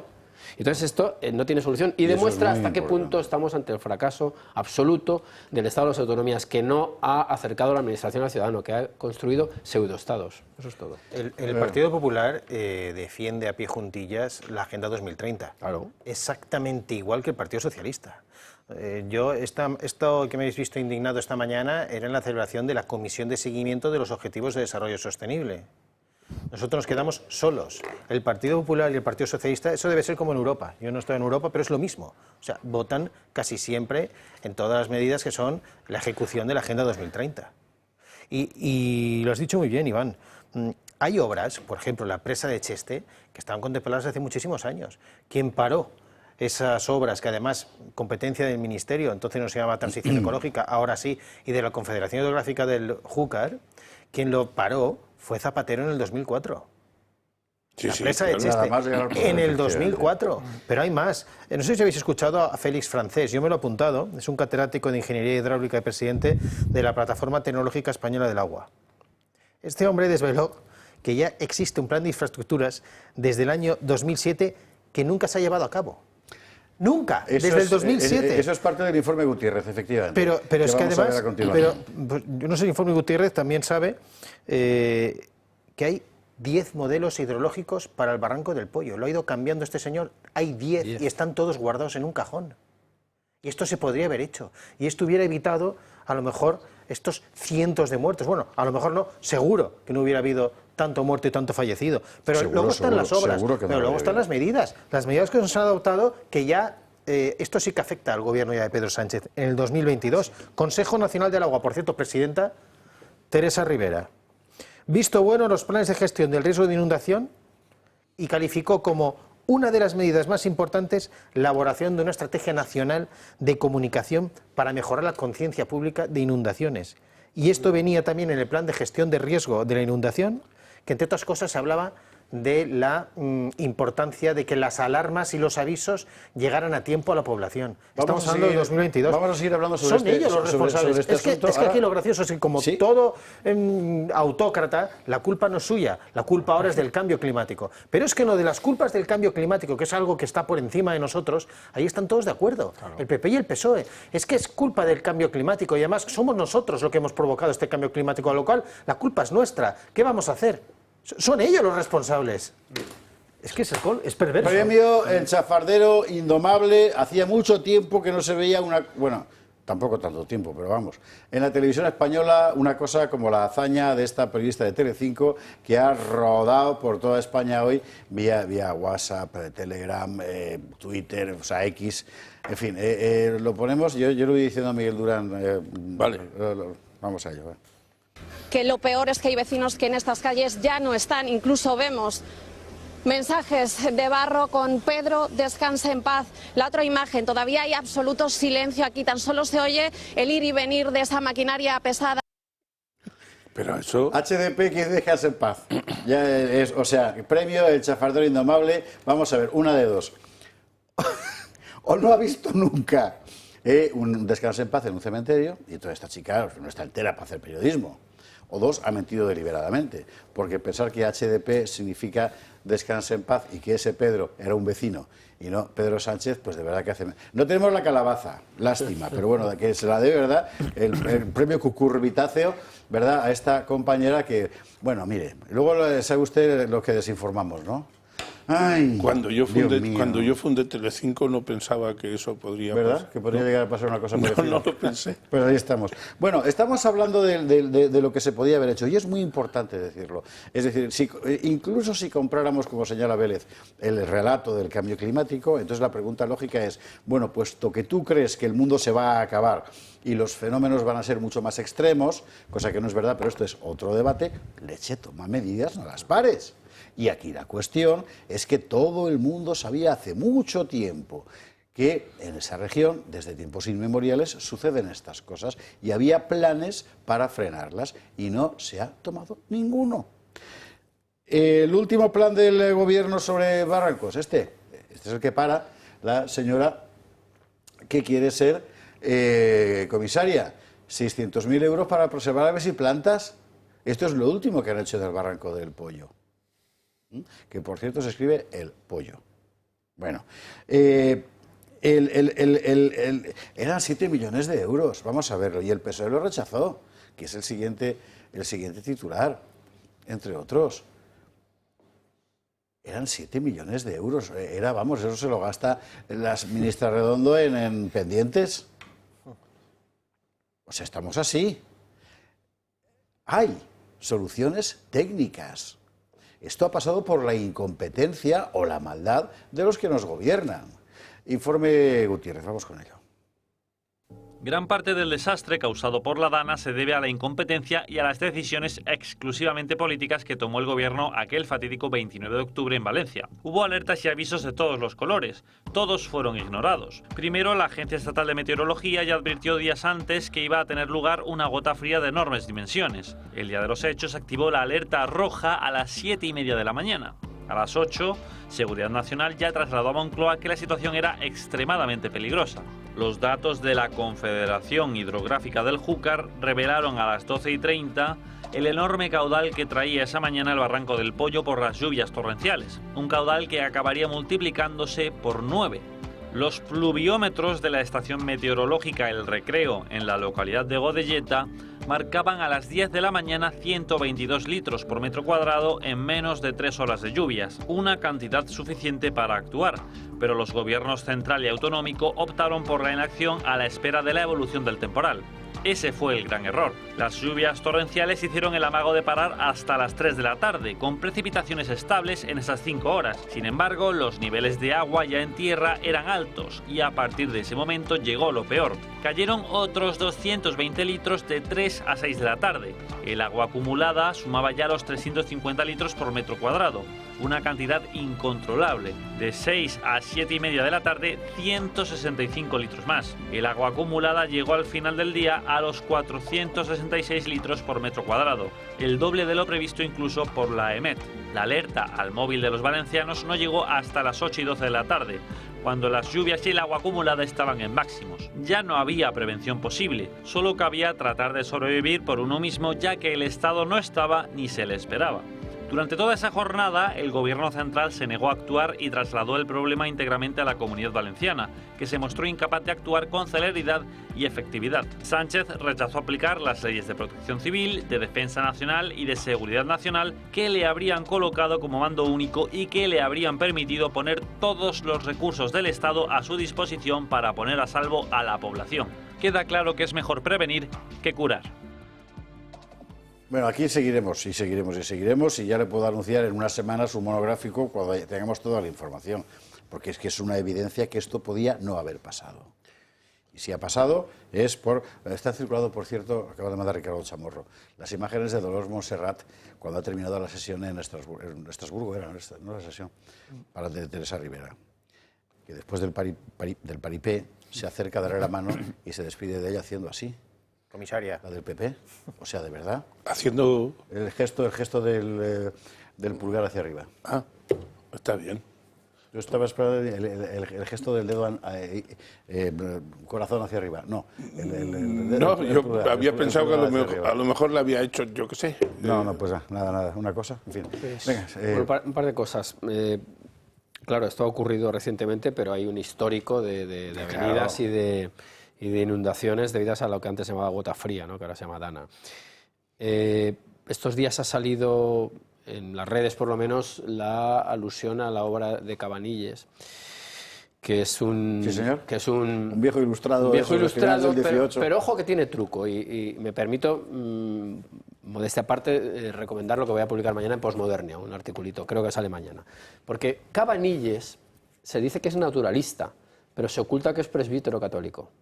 Porque, claro, no encaja en estas mentes, no encaja religión y conocimiento, o pseudociencia, o ciencia, como se quiera llamar. Eso por ahí. Es decir, que desde el siglo XVIII hay ya constancia documentada de las grandes inundaciones que produce ese arroyo. De los romanos. E incluso antes, por supuesto, y la Albufera, está claro que eso. Isaac Moreno también ha hecho un vídeo que, pues, demostrando que los cambios que ha sufrido la Albufera y la imposibilidad de poblar esa zona sin correr graves riesgos. Eso por ahí. O sea que la cuestión del cambio climático, aún también admitiendo las transformaciones, tiene como solución o no construir ahí, teniendo en cuenta los riesgos que se corre, o establecer una serie de infraestructuras que eviten la inundación. Y luego ya me permito, ya como anuncio, decir que el día 28 en el Senado la Fundación de Enaes va a organizar una charla, en la cual va a participar, por cierto, nuestro amigo Antonio,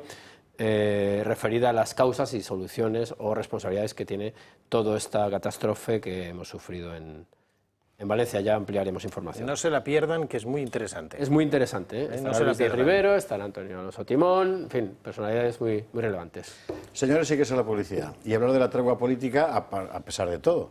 La verdad es que llama la atención, ¿eh? Entre el PP y el PSOE. Llama la atención porque si esto hubiera sido al revés, ¿cree usted que el PSOE habría hecho una tregua?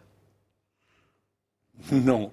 No. No. Me parece a mí que no. No. Vámonos a la publi. Antes, por cierto, hablamos de Oviedo antes. Este fin de semana en Oviedo. Sí, bueno, en fin, aquí por pajar, pero bueno, que estaremos allí en Oviedo. ¿Hablando de qué? De la Revolución del 34. Una sesión sobre desmemoria democrática, donde van a estar Ricardo Ruiz de la Serna, Ignacio de Oces y Mimenda Lerenda. Hablando bueno, pues de lo que fue la Revolución del 34, efectivamente. El viernes 15 de noviembre a las 7 de la tarde en el Hotel NH, que además tiene un parking al lado en la Escandalera, o sea que maravilloso. Muy fácil llegar. Vámonos a la publi y a la vuelta. Y a la vuelta vamos a ver eso de la tregua y la canallada de Marlaska. No tiene otro nombre lo de Marlaska. No tiene otro nombre. 23-16, 22-16 en Canarias. Vamos a hablar de lo que está pasando en la política española a propósito de la catástrofe de Valencia, que es muy interesante, ¿eh? Es decir, el pacto da la impresión, no diré que de no agresión, pero sí de agresión limitada del PP y del PSOE, que contrasta, por cierto, con la actitud del rey. Mire, de la visita del rey a Valencia hoy yo no pensaba hablar, porque bueno, está muy bien que lo haya hecho, pero en sí mismo no es una noticia. Pero es que resulta que ha dado una rueda de prensa, cosa que es enteramente inusual. Y además una rueda de prensa no como las de Moncloa, sino con la prensa que estaba allí. Y él ha contestado. Y entre otras cosas ha dicho que va a volver, y que va a volver muchas veces, para seguir trabajando en este asunto, en esta presentación del rey en uniforme de faena, no sé si se sigue llamando así, ¿verdad?, donde está pues con la UME, con las diferentes unidades que están allí en Valencia. ¿Y por qué es significativo esto? Pues hombre, porque da la impresión de que el rey ha decidido en este punto llevar agenda propia. Si no, no le vas a una rueda de prensa, ya le digo yo que Moncloa no le deja andar. Y esto es francamente llamativo. En cuanto a Margarita Robles, se la ve ahí difuminada, ¿verdad?, progresivamente disuelta. Bueno, pues es una cosa de... No, y no me refiero solo al tamaño.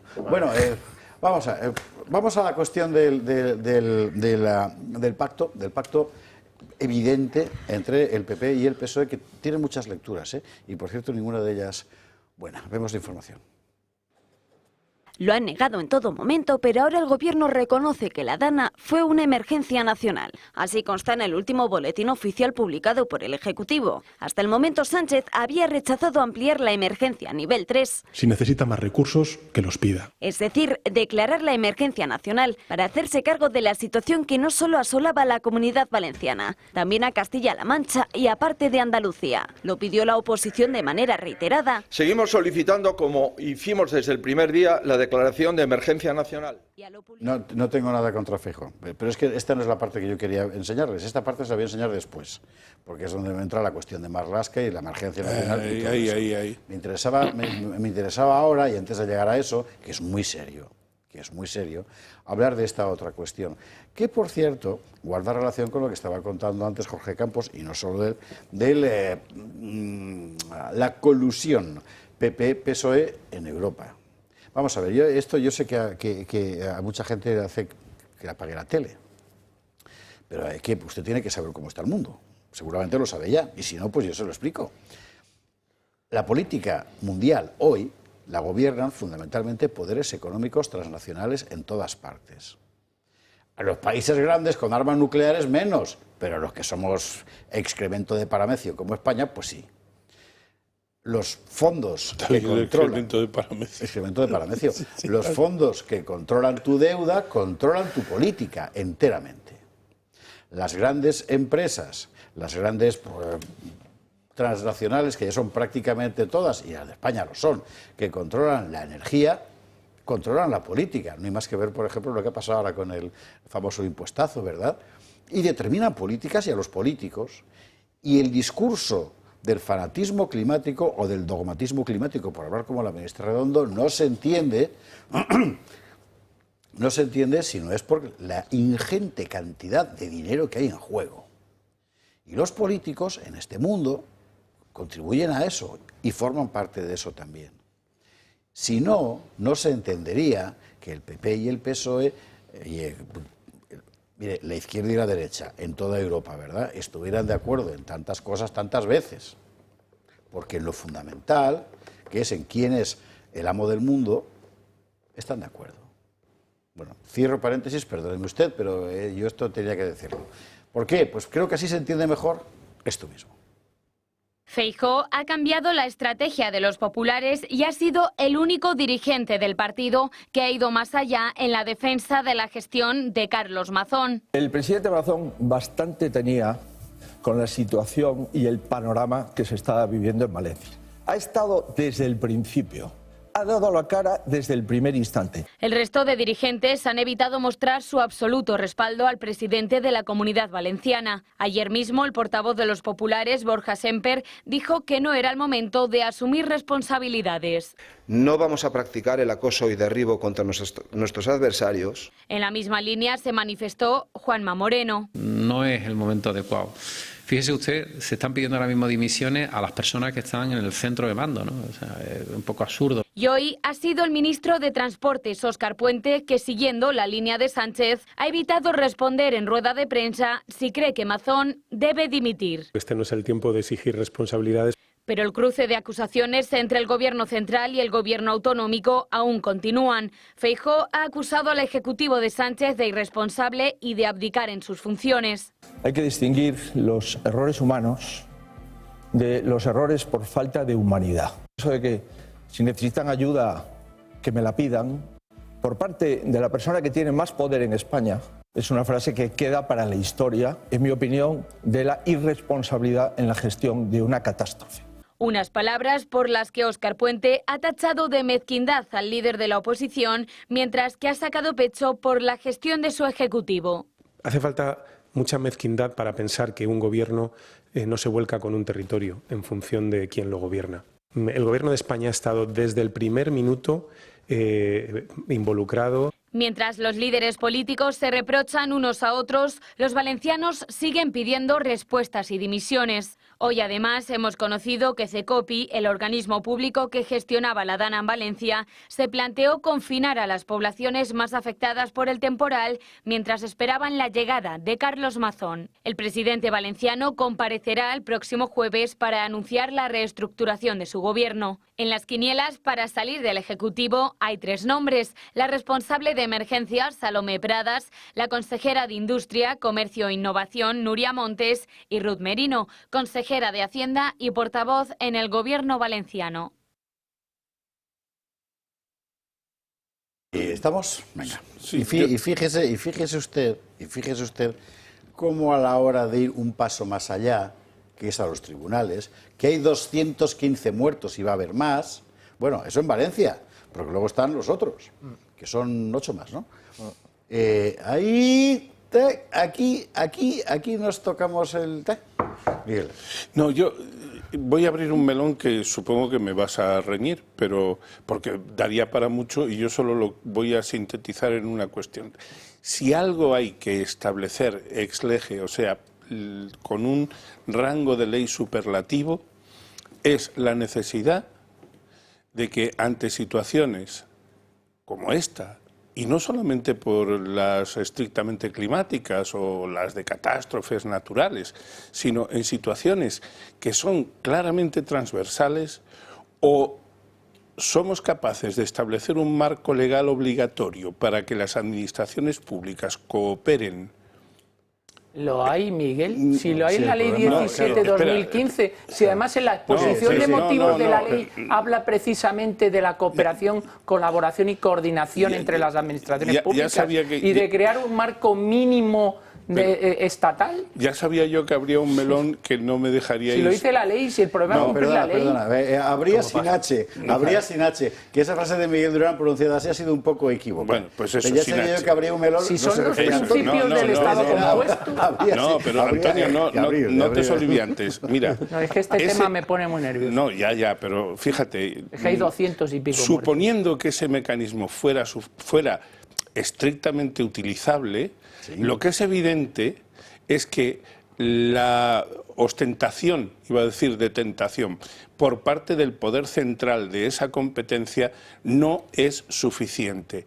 Tendría que haber, yo de lo que hablo es de que o somos capaces de parir algo que resulte mucho más evidente, palmario y obligatorio, o van a tener mucha más razón todos los que cuestionan el estado de las autonomías. Como yo, por ejemplo. Pero claro, por favor, léete la exposición de motivos de la Ley 17/2015. Legalmente, yo me la puedo leer, Antonio. El repertorio técnico lo tienes, el repertorio jurídico lo tienes también. Lo que no tienes es el repertorio político, porque el sistema del 78 en España se basa sobre una cuestión que es lo siguiente. Tengo un texto para que todo el mundo lo mire y diga alabaré.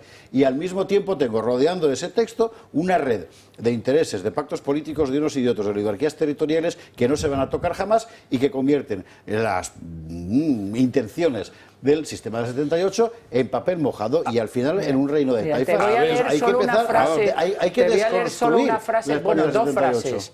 Es evidente que el Estado no puede desentenderse de ninguna situación de riesgo que afecte a una parte de la población, aunque sean otras las administraciones competentes para afrontarla.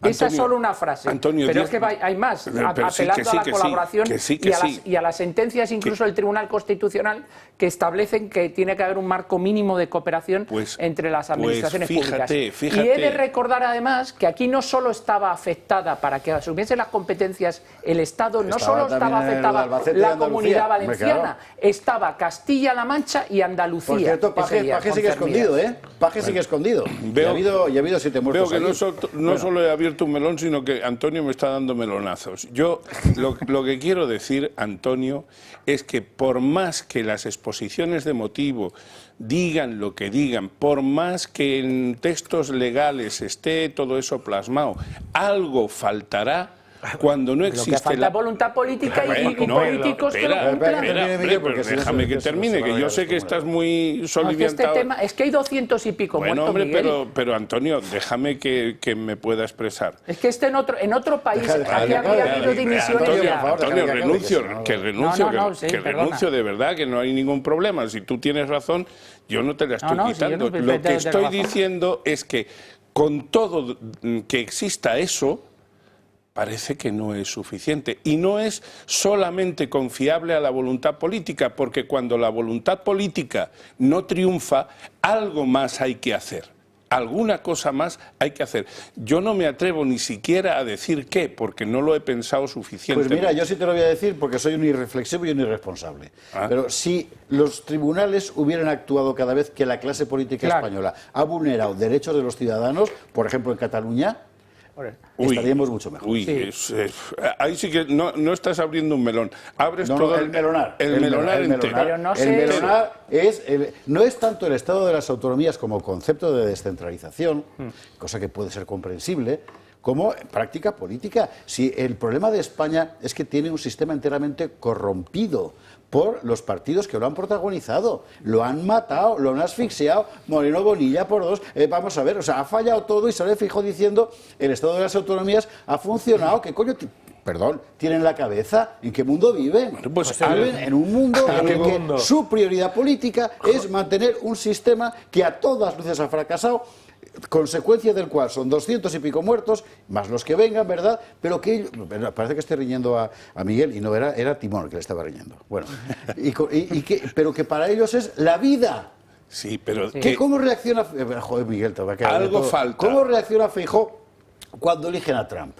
Dice, ¿qué bien nos vamos a llevar en la Unión Europea? Coño, que tú quieres ser presidente del gobierno de España. ¿Cómo reacciona Feijóo con el tema de Valencia? El Estado de las Autonomías funciona porque las comunidades del PP entre sí se han ayudado. Joder, que hay una cosa que se llama nación. Pues, también me has calentado, Timón, me has calentado a mí. Iván, caliéntate conmigo. No, yo me caliento rápido porque yo llevo un calentón que cuando me dejéis paso... tengo un encendedor en la mano, ¿eh? Es que de verdad, perdona, Iván, es que por favor que se lea todo el mundo la exposición de motivos de la ley 17/2015. Es que está apelando todo el rato, como no puede ser de otra forma, en un Estado compuesto, como es el Estado de las Autonomías, a los principios que son los que tienen que aplicarse en un Estado compuesto, que son los principios de colaboración, coordinación y cooperación entre las administraciones públicas, otorgando al Estado las competencias que tiene en este tipo de materias de coordinación de emergencias que afecten no solo a varias comunidades, a una comunidad autónoma, a varias y también a una. Pues no parece suficiente. Y con esto termino, Miguel. ¿De quién depende el Ejército? ¿De quién depende la Guardia Civil? ¿De quién depende la Policía Nacional? ¿Y de quién dependen los servicios de protección civil? Del Ministerio de Interior y de Defensa. Que enseguida vamos a hablar.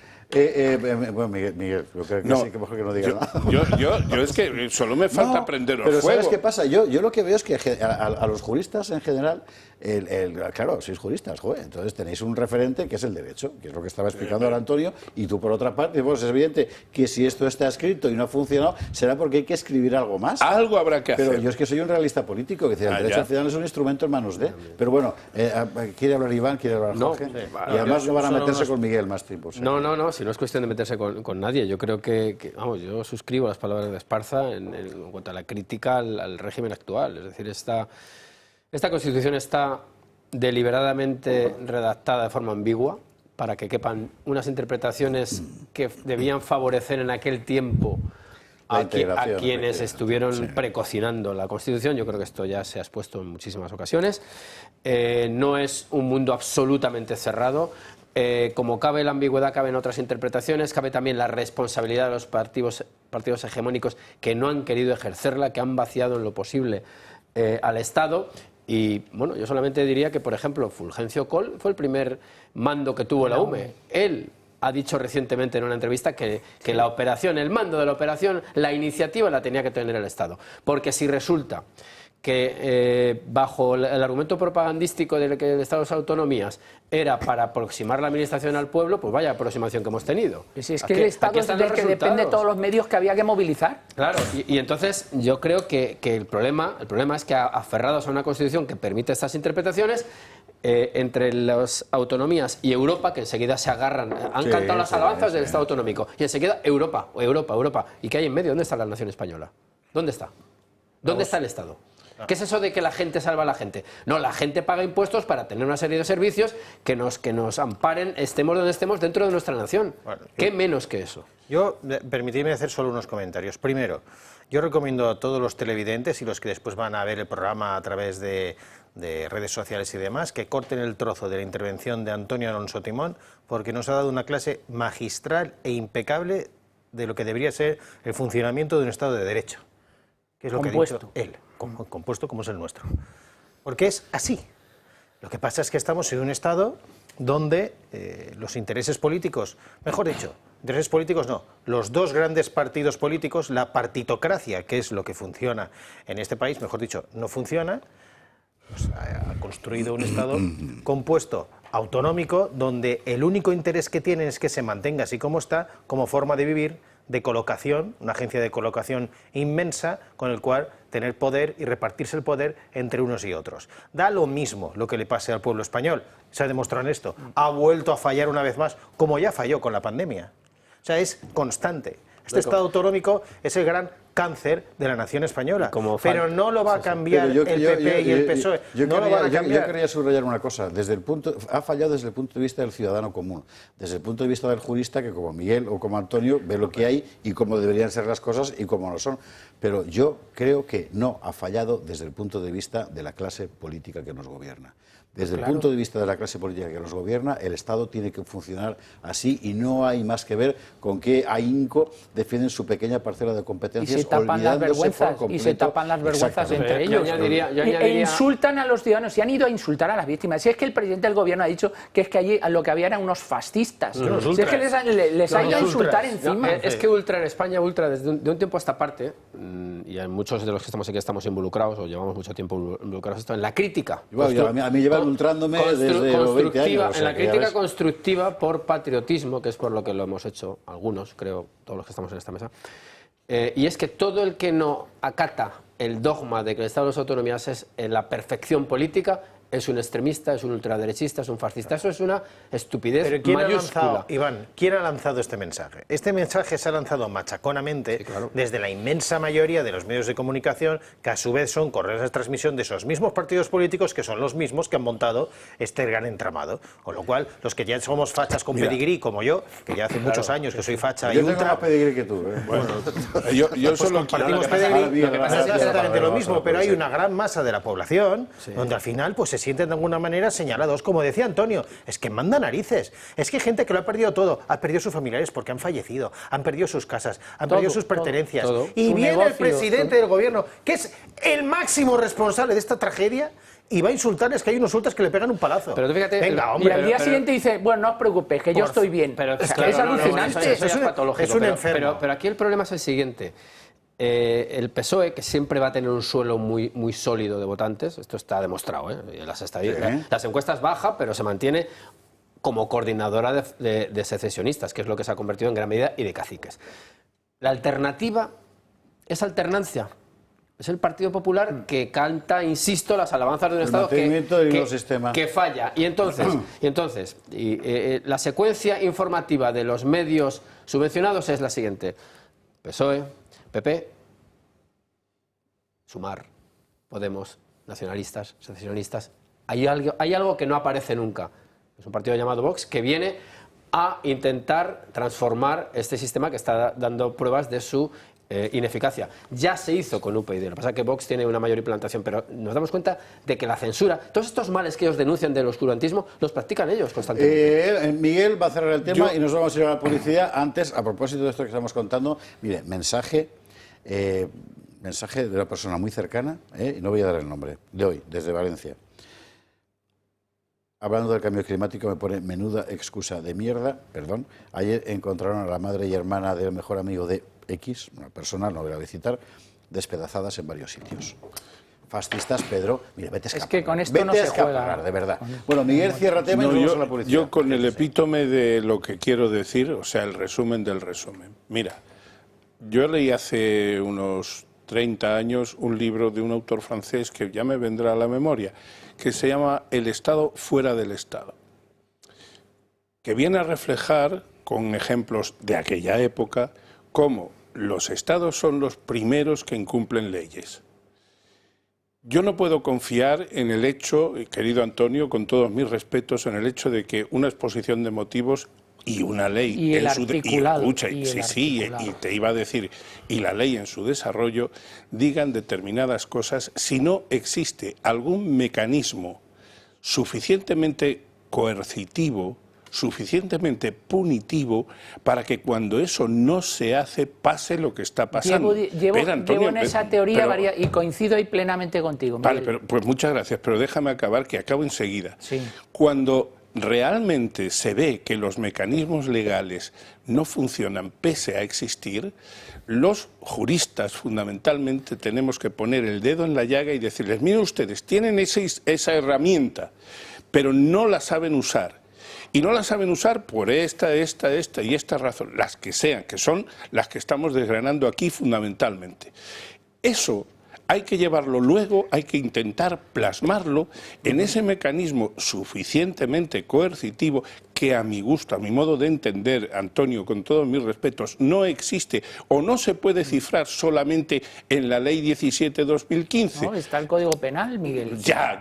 Y están los tribunales, como ha dicho Javier. Pero todo eso... Y está el compliance público. Señores, todo eso es insuficiente. Algo más hay que encontrar. Totalmente de acuerdo en eso. En esa segunda parte es totalmente... Yo lo llevo pues ya que defendiendo estamos de acuerdo, la aquí hace publicidad, mucho que soy tiempo. 39 y teníamos que hablar de Marlaska y de Trump. De Trump no nos va a dar tiempo, pero bueno, como son los nombramientos, igual sí. Pero lo de Marlaska hay que contarlo despacio. Dentro de la... Vamos a ver. Marlaska y Trump. ¿Qué tiene un tío en las entrañas? Bueno, un tío colegiado, que es el gobierno, para aprovechar un decreto de ayudas a los damnificados por la calamidad y aprovecharlo para meter ahí la prolongación de funciones del jefe de la Policía Nacional? Bueno, yo sé lo que usted ha pensado, yo no lo diré, pero efectivamente todos hemos pensado en esa pared, ¿verdad? He encontrado hace relativamente poco. Publi, y a la vuelta vamos con este tema.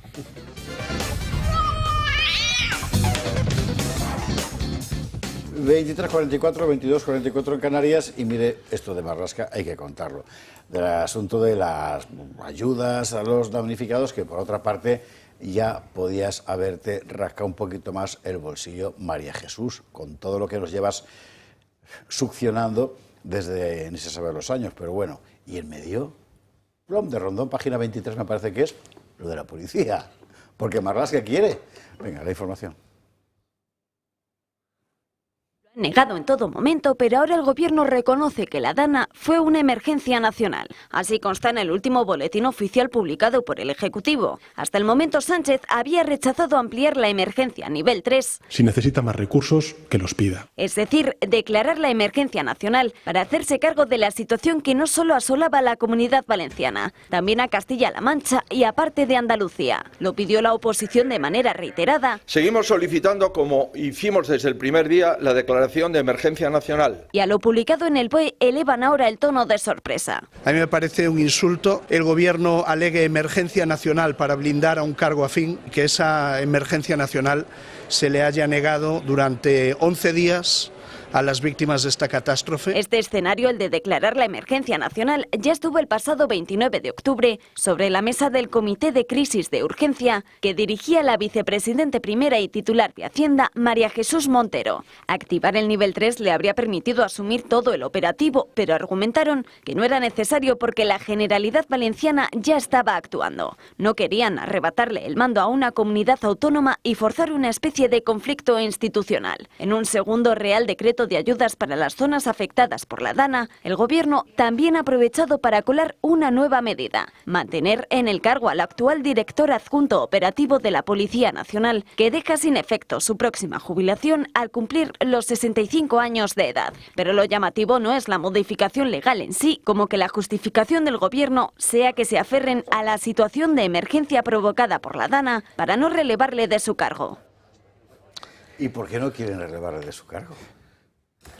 El lado de la policía es como el de la Guardia Civil, es un policía de uniforme, ¿verdad? Llega a la edad, se jubila y hay otros, ¿no? ¿Por qué tiene que ser ese todo el tiempo? Mira, yo sin edad, vitalicio. No, yo sobre eso tengo que decir que, si bien es verdad que todos los gobiernos que en la historia han sido, en la historia democrática, han utilizado la puerta de atrás de textos legales, fundamentalmente de las leyes de presupuesto, para ir colando cosas, si bien es verdad eso, el que más ha usado de ese mecanismo de forma absolutamente espuria es Pedro Sánchez. Esto es un ejemplo más. Es decir, a mí no me ha sorprendido en absoluto. Pedro Sánchez y su gobierno son especialistas en este tipo de truco, de triquiñuelas, de añagazas, de jeringonzas legales, porque les va en ello todo lo que representan. Por tanto, al DAO lo mantienen sobre pretexto de que estamos ante una emergencia nacional.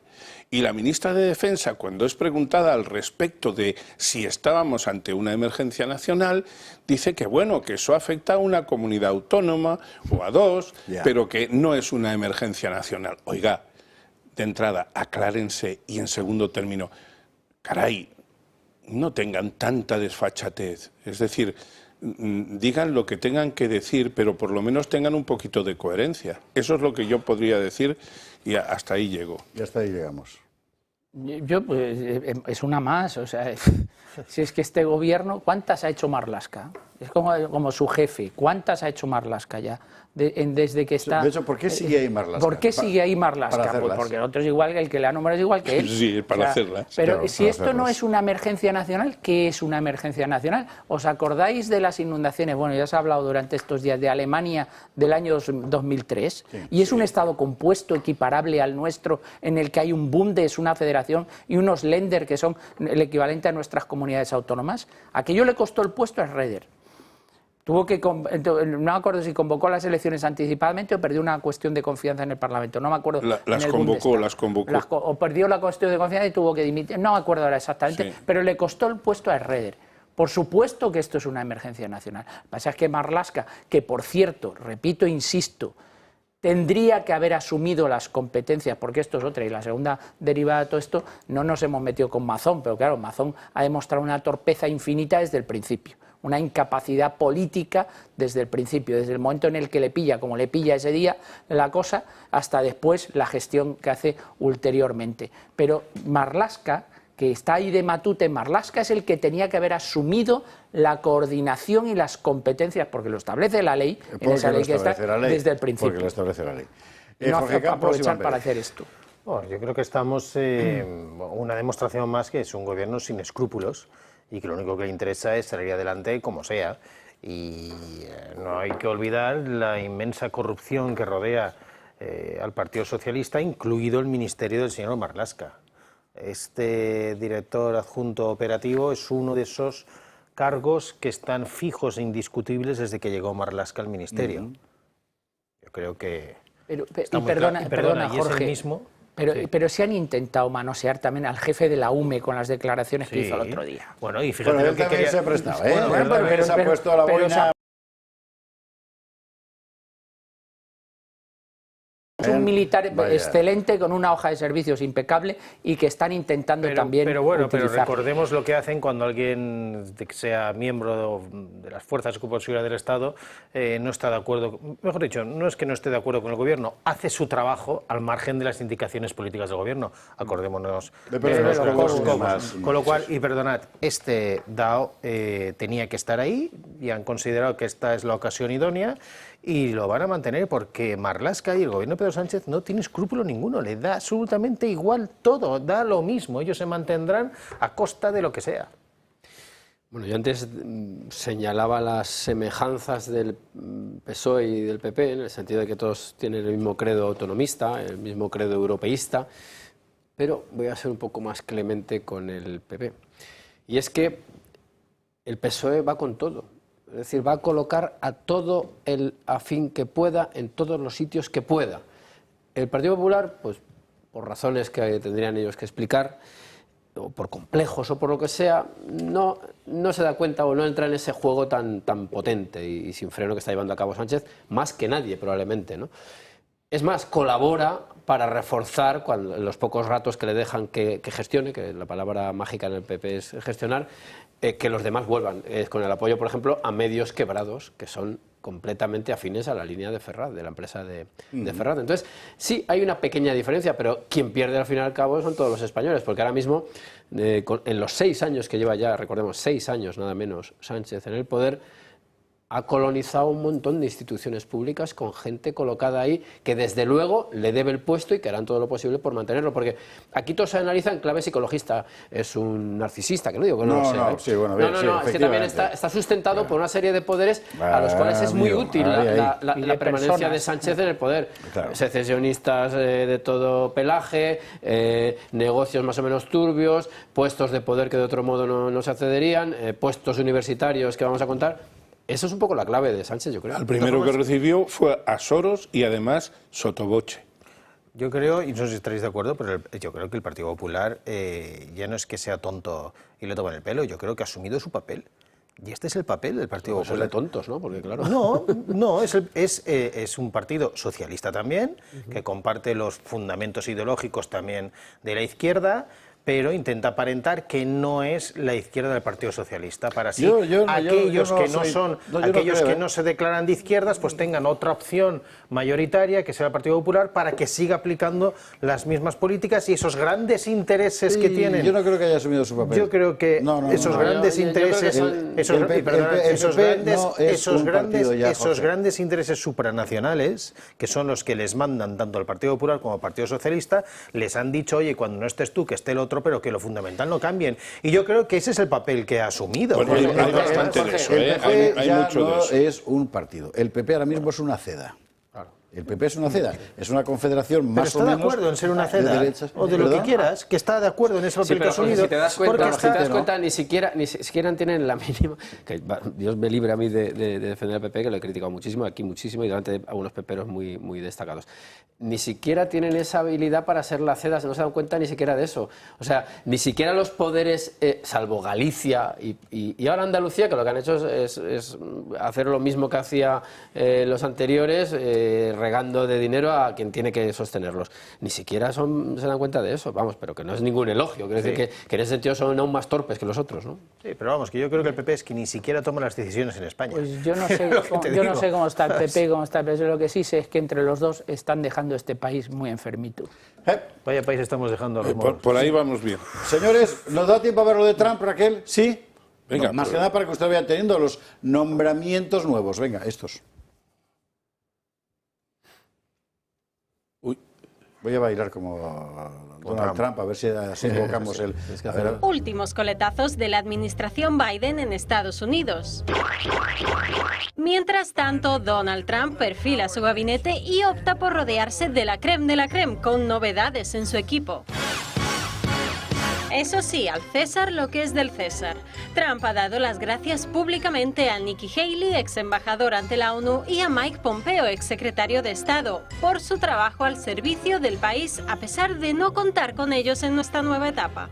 Pero como en política, cualquier noticia es la penúltima, que descarte a Haley y a Pompeo queda eclipsado por los nuevos nombramientos. El primer cargo confirmado directamente por Donald Trump es el de Susie Wiles. A Susie le gusta estar fuera de los focos, la verdad. La dama de hielo. Posiblemente no la conozcan, pero ella ha estado detrás de grandes movimientos políticos en Estados Unidos. Con 67 años, Wiles se va a convertir en la primera mujer de la historia del país en ocupar el puesto de jefa de gabinete. Siempre alejada de los focos, formó parte del equipo que llevó a Ronald Reagan a la presidencia en los 80, del que hizo posible que Ron DeSantis se hiciese con el puesto de gobernador de Florida hace 5 años y ahora ha conseguido devolver a Donald Trump a la Casa Blanca. Otro de los pesos pesados del gabinete será Tom Homan, que se encargará de la aplicación de una férrea política migratoria. Homan ya formó parte del primer gobierno de Donald Trump como responsable del Servicio de Inmigración y Control de Aduanas. Después de que no se hayan llevado a cabo redadas de indocumentados durante toda la administración de Biden, Homan ha confirmado que se van a reanudar. ¿Hay alguna forma de llevar a cabo deportaciones masivas sin separar a las familias? Por supuesto. Se puede deportar a toda la familia. En tercer lugar tenemos a Lee Zeldin. Desde la Agencia de Protección del Medio Ambiente tendrá la misión de sacar a Estados Unidos de los acuerdos de París y de todo lo que tenga que ver con la Agenda 2030 y con los Objetivos de Desarrollo Sostenible. En la Agencia de Protección del Medio Ambiente podemos buscar el dominio energético, el convertir a Estados Unidos en la capital mundial de la inteligencia artificial, el poder devolver trabajos a la industria automovilística estadounidense y tantas otras cosas. Por último, Trump ha confirmado que Elise Stefanik será nombrada embajadora ante la ONU. Es conocida por su clara postura pro-israelí y sus duros enfrentamientos con rectores de las universidades estadounidenses tras las manifestaciones a favor de Palestina, entre ellos la de Harvard. Te lo voy a preguntar una sola vez. ¿Pedir la aniquilación de los judíos es algo que viole las conductas de acoso de Harvard? ¿Sí o no?